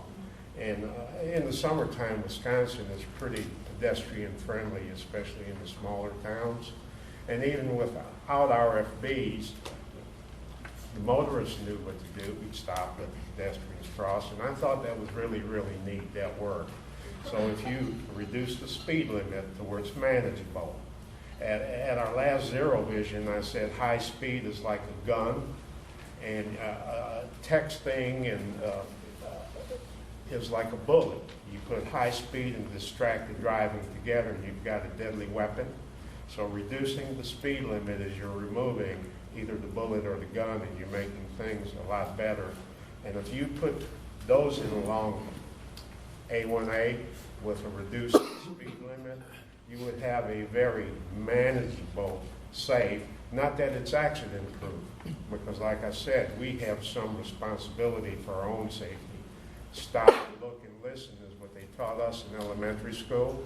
When you get to the intersection, you stop, you look, and you listen before you cross. So some is ours, but if you reduce the speed limit like you're planning on doing, enforce it like Courtney said, and add some enhancements like that, I think you'll have a winning combination out there on the beach, and it'll be about damn time. Rochelle? Thank you. Great presentation, everyone. Thank you very much. Two things. One, can we get a copy of the presentation? It will be on the website. Okay. Yes. We do have a South Beaches Coalition meeting this afternoon, and I don't know if we have a copy of it that we can share with them, but it would be great if we do. Secondly, how can we get notices to all of the elementary school children's parents about the February 22nd meeting? Can we send something home in their backpacks, put something on the school board's website, on each of their Facebook, the school's Facebook pages or whatever, to alert the parents so that they can bring their kids and have dual education. So we could do that. That would be great. Thank you. Piggyback off that. Well, we could, so just to speak to what you're asking about, we could see if district communications from Brevard Schools is able to send it out. Via e-flyer, they have to approve it first. They have featured it in their news features that they send out to parents. And we've created a Facebook event and shared it out as well. We've also notified some of our local police departments in Indian Harbor Beach, and Indy Atlantic, and Melbourne Beach as well. So we can certainly ask if they are able to, but we're not in really control. They have to approve it. But yes. No, I'm thinking more on a local standpoint for that particular component, but I think any information you can get out there about pop-up events, about the educational events, the OEI event, and so forth. And if you share it with those of us who are connected with you on the Facebook, then we can share it and spread the word. Thank you. Sir? Yeah, I just, it's been a few years since I had to take a driver's license test. So I wanted to kind of see if anybody knew, or maybe something that could be addressed, if this is something that's addressed in the basic driver's license test, or if it can be incorporated. I do know that at the state level, this is something they continue to work on, and there are a list of questions that have been improved and get cycled in through that test. It could always be more. It's not, I mean, we even talked about it. One of the things at our Vision Zero workshop was the possibility of having a bicycle pedestrian section on the test. And it's certainly something that I, as the Brevard County representative to the Allergic to ALI Coalition, can take back to them as a possible idea. But there are questions already there. Well, I'm thinking also when you're actually driving, the driving test, where they could actually have something set up, and whether it's for bicycle safety or just a crosswalk like that, something that could be incorporated that currently isn't. Just Great.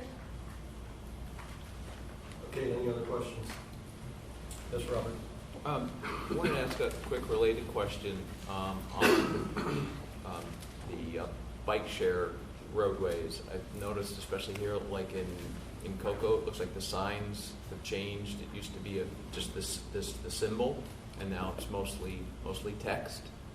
And one question was, why was that change made? And also, it looks like there's a lot more of the signs out now. I think it's great, but related to this, there should be an education program with that too, because a lot of folks, I think they put them down in was it NASA Boulevard was the first one that they went in? Or the share. The bike share signs. A lot of people don't understand that as well.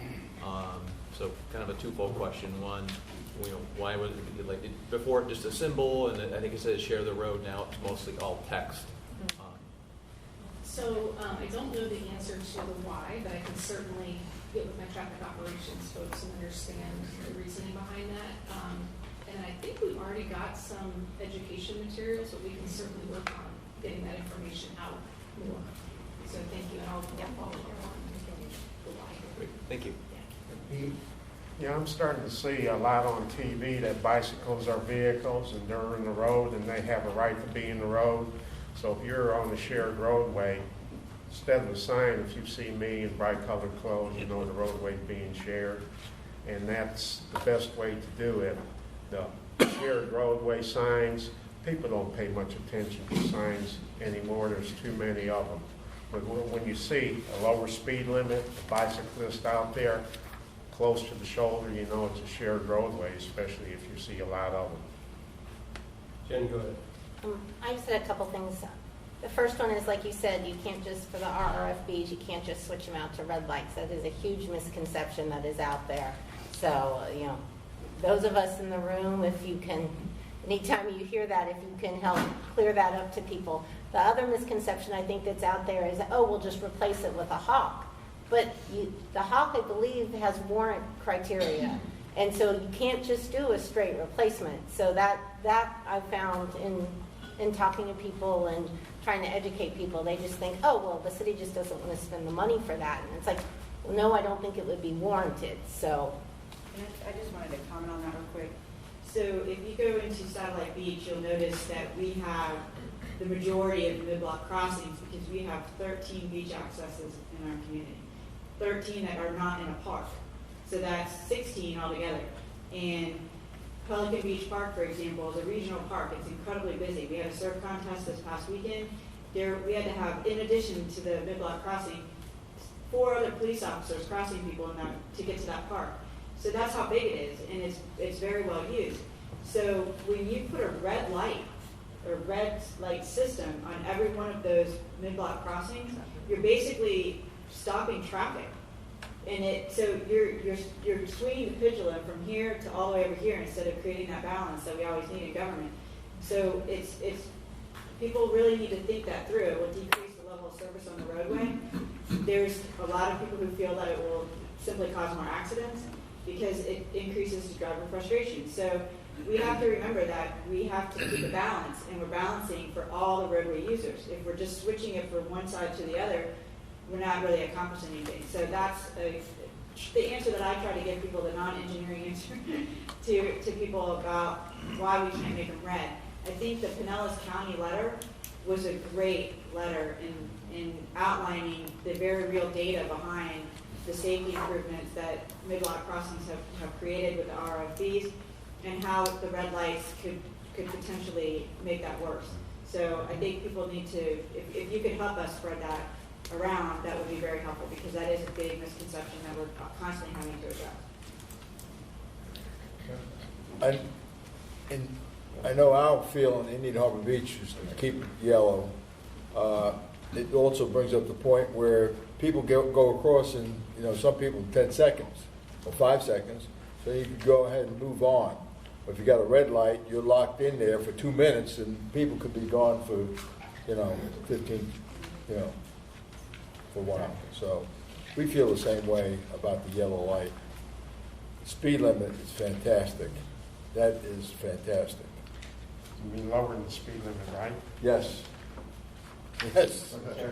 Yeah. First of all, I'd like to just express appreciation explaining that difference between the technology of it all, because there is a huge misconception out there. Like, we got to get this switched over. How do we get this done, soon? so I'll be passing that along. The other thing is I'd definitely like to step in with Cobra Beach. We can promote that to our citizens as well. As you know, in our area, we've got 4 blocks to the north in the downtown district that have crossings across it. We do have one up with the yellow flashing in the signs and all the particulars that are in place.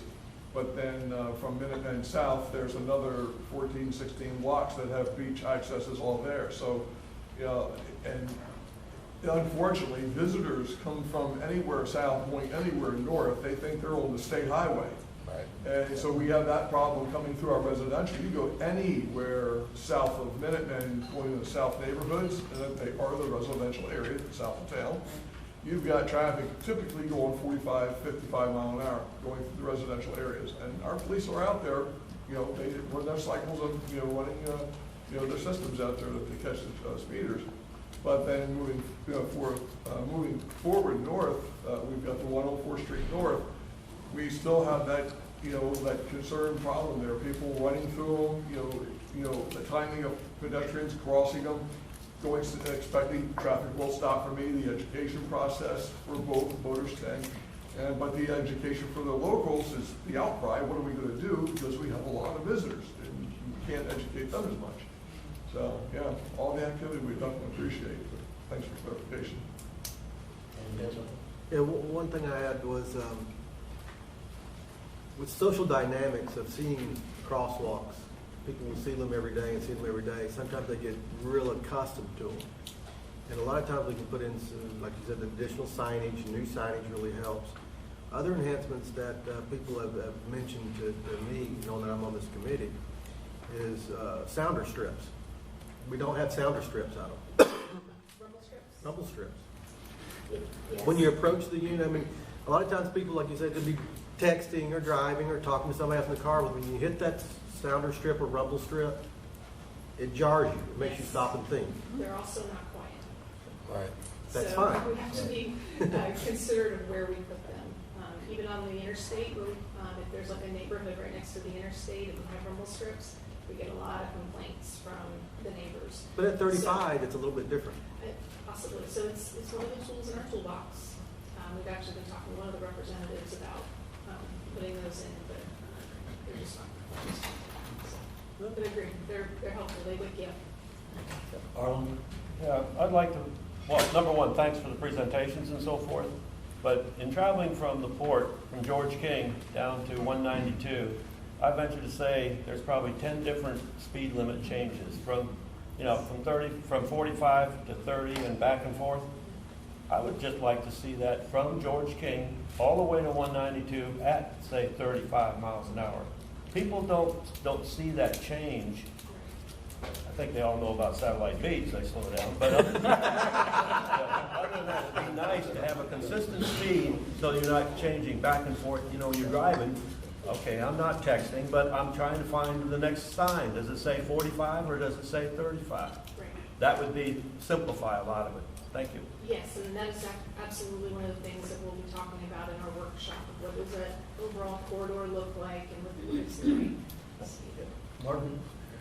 Yes, in the device itself, is there any warning to the pedestrian when they push the button and the time frame when they can go? Because myself, going down the road, they're standing there and I don't see them because of the signage, and they push the button, the light starts flashing, but I'm right there, and I obviously didn't hit them or anything, but it was very scary to think that I could have if they stepped out in front of the vehicle before I had time to stop. Right, so you're saying, telling the pedestrian that it's safe to go? Yeah, well, yeah, they hesitate, they push the button and blinks and they go. Well, and that's what that new signage that we're proposing would tell them, hey, stop. Make sure that traffic is stopped. And I've been in that situation where you're trying to make eye contact with that driver, like, hey, I'm ready to go now. But it's a two-way street. It takes everybody. So. Yeah, we've had a conversation about 5 or 6 years ago that when you enter the city limit, the speed should be 35 miles an hour everywhere in Brevard County. This way you know how fast you should go. And there was some talk about rural and urban in the DOT design standards. And I clarified my position that when you hit the city limit sign, the speed limit drops to 35. And that's in every city in Brevard County, countywide. This way you know how fast you're supposed to go. And the reason I brought that conversation up, like they said, you have 6 or 7 different speed limits in 3 or 4 miles of roadway. Hit Highway 50 from I-95, it's 50 miles an hour, it drops to 45, and then 35. Same thing with US 1. You go 2 miles and you've got 3 or 4 different speed limits. So you don't know how fast you're supposed to be going. And then another thing, 50 years ago, these areas weren't as populated as they are now. They've become very populated. The speed limits are the same, just like they were 50 years ago. It's not like that anymore. And so, you know, I'll bring it up again. You get inside the city limit, the speed limit shouldn't be any faster than 35 because it's just too busy. And I felt that way years ago, and I feel more strongly today. And if you want to get people out on the streets, 35 miles an hour is a lot more comfortable to your ears, to your vision. Things move slower. Distracted drivers have more time to react. It's just a better way to go. You get in the city limit in Brevard County automatically 35 miles an hour. All the cities, then it gets easier to enforce too. And I appreciate your consideration on this. Any other questions? Yeah, I've got a question for you, Courtney. How are you going to notify drivers of the lowered speed limit, other than putting up lower speed limit signs of enforcement? How are you going to notify them when it's changing? We're going to talk about that with DOT, with the MOU, and talk about how to roll that out. So that's all going to be explained. I think we wanted to make sure that we were on the same page, and so we're actually going to have a memorandum of understanding of how we can do that. So that's a great question, and we're still determining that. But I did want to comment on the population, because I just want to make sure people understand that the population of Salt Lake Beach, Indian Harbor Beach, and Indian Atlantic have not increased. What's increased is the population of Brevard County. And Brevard County residents go to the beach. So that's why we have to walk to the beach, because there's no more parking. and that's true. Parking in our beaches have gotten more competitive, and so it's easier for us to walk and bike to the beach than it is to fight mainlanders for parking. So that's really what is happening. And when I talk to mainland people who hate the crosswalks, I say, look, you want us to walk to the beach, because otherwise you're not going to find parking space. Thank you. I actually have one question for Lorraine. About the proposed advanced flashing warning signs, are those tied into the existing buttons at the crosswalk, or do they work independently all the time, for example? No, they would be independent, and they would have that wig-wag, so they'd be going on. 24 hours a day? They're just at the ends, so you would have an advanced warning, and then a group of 10 or a group of 16, however we split them, based on how far apart they are. Okay, thank you. Appreciate that. Thank you. Thank you, guys. Okay, we're going to move to the next section of our agenda. That's reports. And our first report is from the FDOT. Jamie.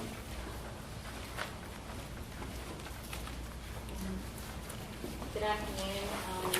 I'm Jamie Kersey. I'm the FDOT liaison for the Space Coast TPO. Currently, I just have your updated construction maintenance reports that have been provided to you in your packages, as well as your notification of the public hearing for the US 1 corridor, which Jesse spoke about during his presentation.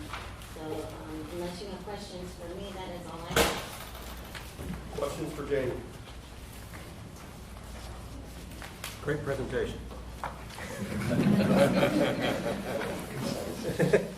Okay, next we'll hear about the Bicycle, Pedestrian, and Trails Advisory Committee.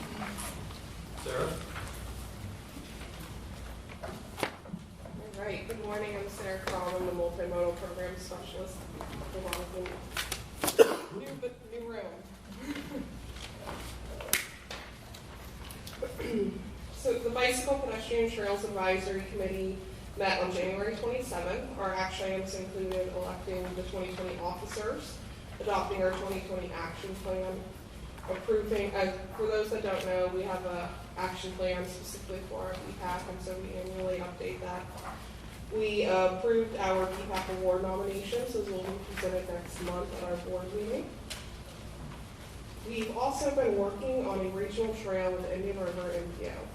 And so basically trying to coordinate with the two MPOs in order to create a cross-regional trail that we could potentially get on OPT's maps, potentially Sun Trail Network, and create a connection between the two counties.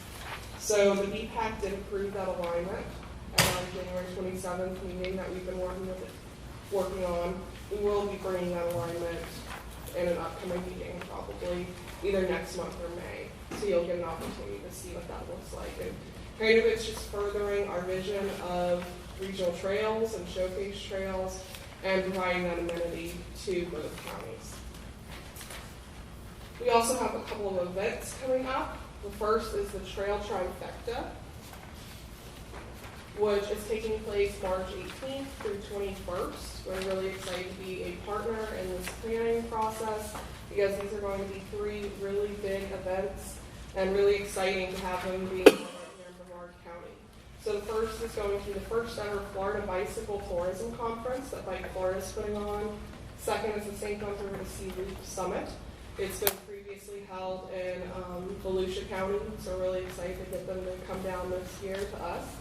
And then finally, the Gear Up, Write It Down 2. This will be the 3rd annual ride on the regional trails up in Titusville that the TPO and this committee have been such a huge part in getting implemented. We are also really excited that Dan Burden will be the keynote on both March 18th and 19th.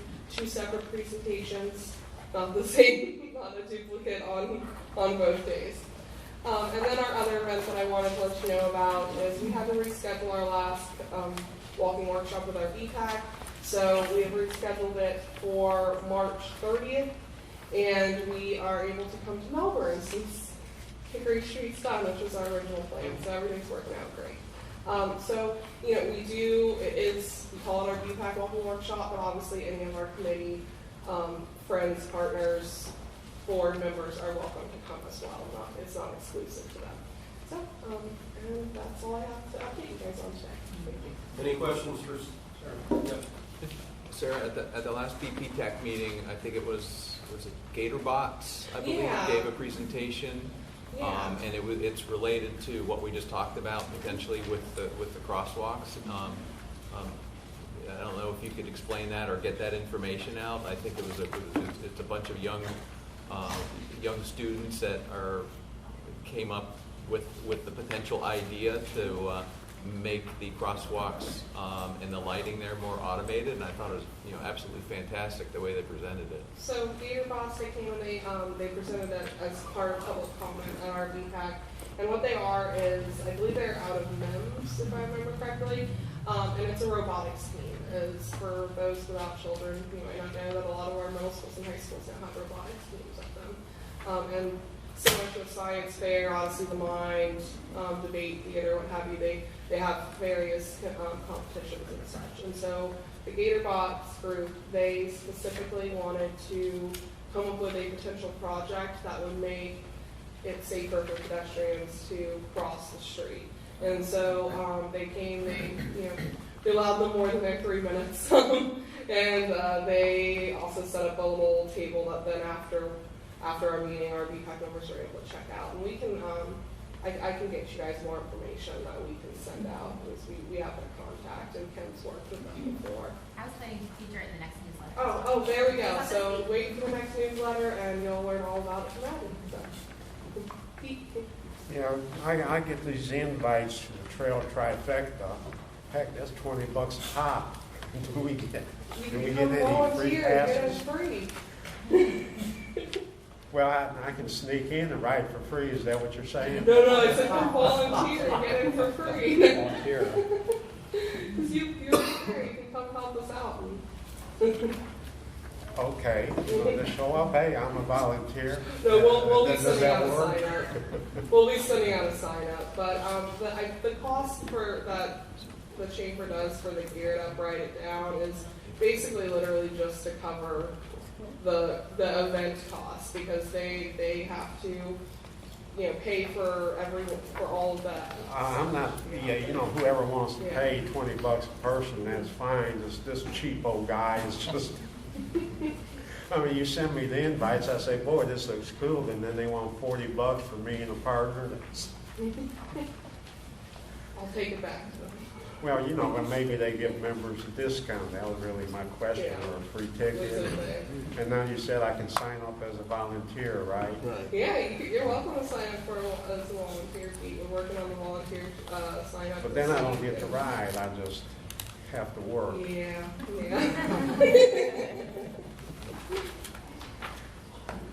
Thank you, Sarah. I don't want to spoil Kim's newsletter, but the Gatorbots, just so with the folks from DOT here, their project was basically an automated sensor at the crosswalks.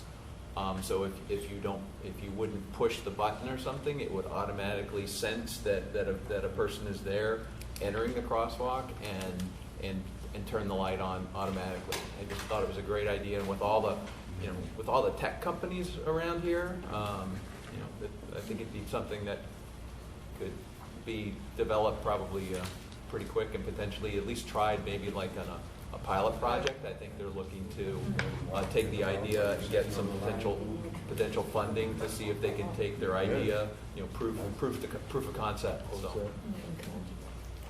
Yes, Jenny. I don't want to be contrary here, but that encourages people not to stop and look to make sure the cars cross.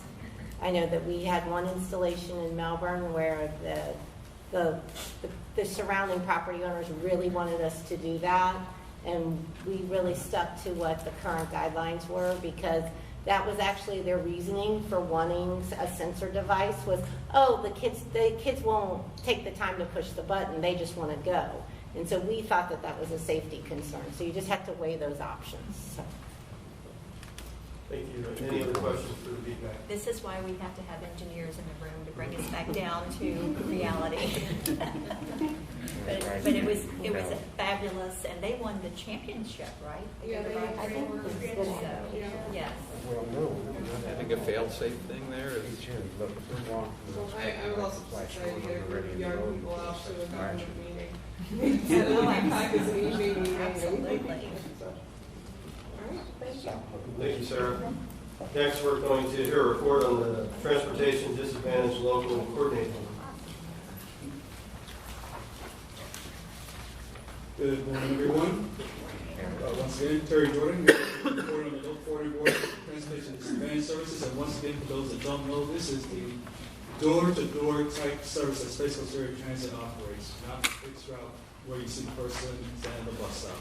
So our board meeting took place on January 27th.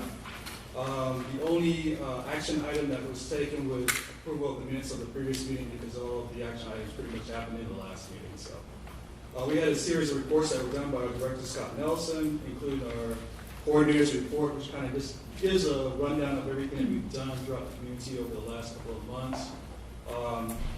We had our planning grant report, which talks about our funding and how we expect to receive additional funding throughout the upcoming fiscal year. Disadvantage performance report card is distributed to kind of see how well we're doing by comparison to the previous year or previous fiscal year. And lastly is our volunteers in motion report. I don't talk about this one too much, but I want to mention it here today. Is we have a series of volunteers that come to our offices to pick up vehicles that Space Coast Area Transit provides, and then those individuals go out and pick up typically are elderly individuals that cannot access the service. So if you know of someone that's, we used to call shut-ins, that can't get out to their medical appointments, grocery shopping, things of that nature, and they don't have any relatives or any other ways or options to get out, please contact Space Coast Area Transit. We'll pair them with a volunteer potentially and get them to these locations where it has no charge to them at all. So they don't pay for anything. The volunteers are scheduled to go pick up these individuals. They take them to their appointments, grocery stores, medical appointments, pretty much life-sustaining type services and quality of life services. So it's Volunteers in Motion, and it's a very well-run program, and it's a great program that's not advertised a whole lot, so we want to make sure. And if you are interested in volunteering to drive, we always like new volunteers as well. Do you supply the vehicle, Terry? No, like I mentioned, it is using Space Coast Area Transit provided vehicles. So you bring your vehicle to our yard, pick up a vehicle that's designated, and then you use that vehicle to provide the service. And there are wheelchair-equipped type vans as well. So if there's an individual that's in a wheelchair, we can provide the service to them as well. Do we need a special license if we volunteer, No, like you a do not. chauffeur's No, license? there's not need to be a chauffeur's or a CDL, no special licenses needed. You just have a regular driver's license. Okay, thank you. Pretty much, the only other thing that happened at that meeting where we had two presentations. One was by Stephen Bostel for the 2045 long-range transportation plan. And then we also had a presentation by Judy Pizzo from the FDOT on the Florida Trans Plan update on the Florida Transportation Plan. There is actually one other item. We have two open positions on the board. We were seeking to look for individuals to serve, and it's for a persons over 60 representing the elder community in the county, and also an alternate citizens advocate member. So if anyone is interested or knows anyone that would be interested in serving on these two positions towards our disadvantaged populations and the service that they would provide to them, we would greatly appreciate anyone that's willing. And if you could get with me, I'll get you the information on how to go about the application process. Sir. I just want to make a comment. Before I started working full-time, I moved here 10 years ago. I volunteered as a driver. It's very rewarding, something you might want to look into. And actually, as the gentleman could probably tell you, it was also won an award by the president. So it's not something, it's just a small program. It's a, as mentioned, a very well-utilized program here in Brevard County. Thank you, Terry. Any questions for Terry? Thank you. Okay, we'll move on to our next item, which is public engagement. Abby?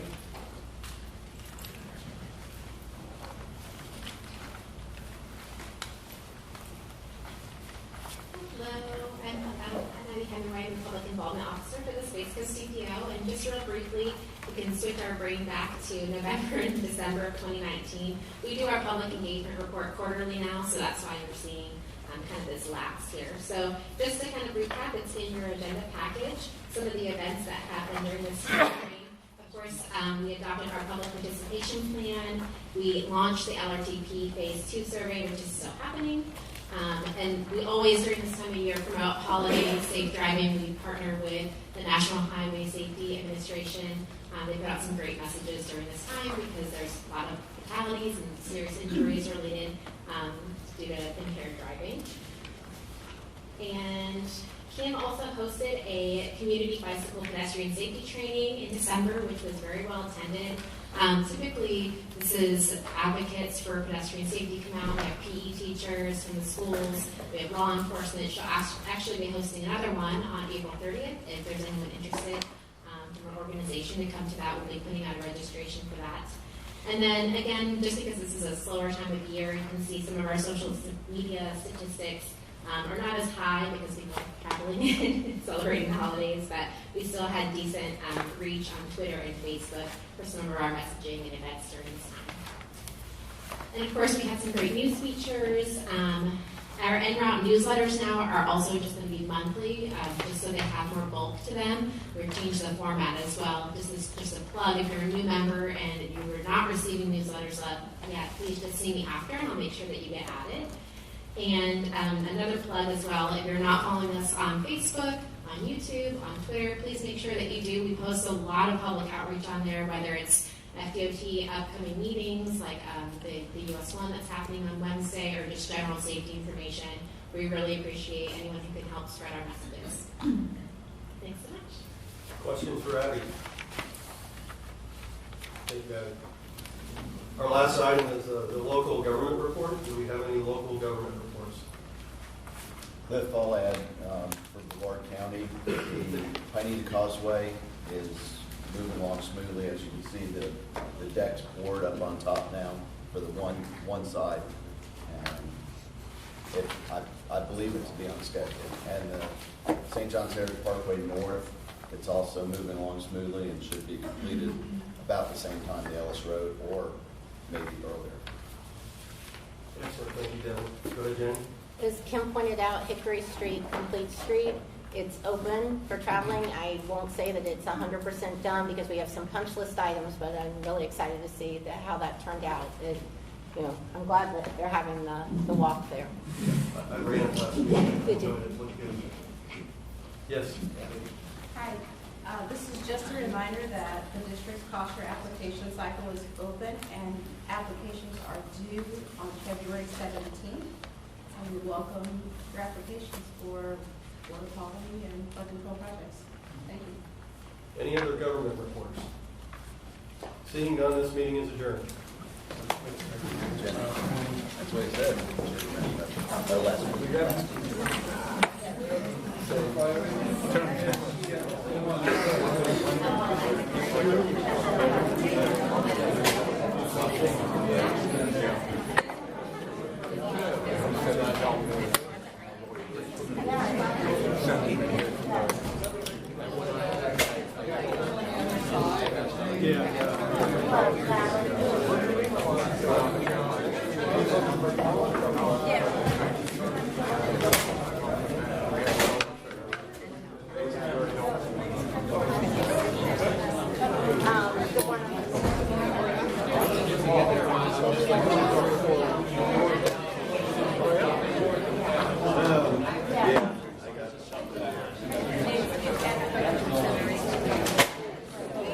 The only thing I saw in this report that I enjoyed it. The thing I enjoyed the most was looking at the form and the questions.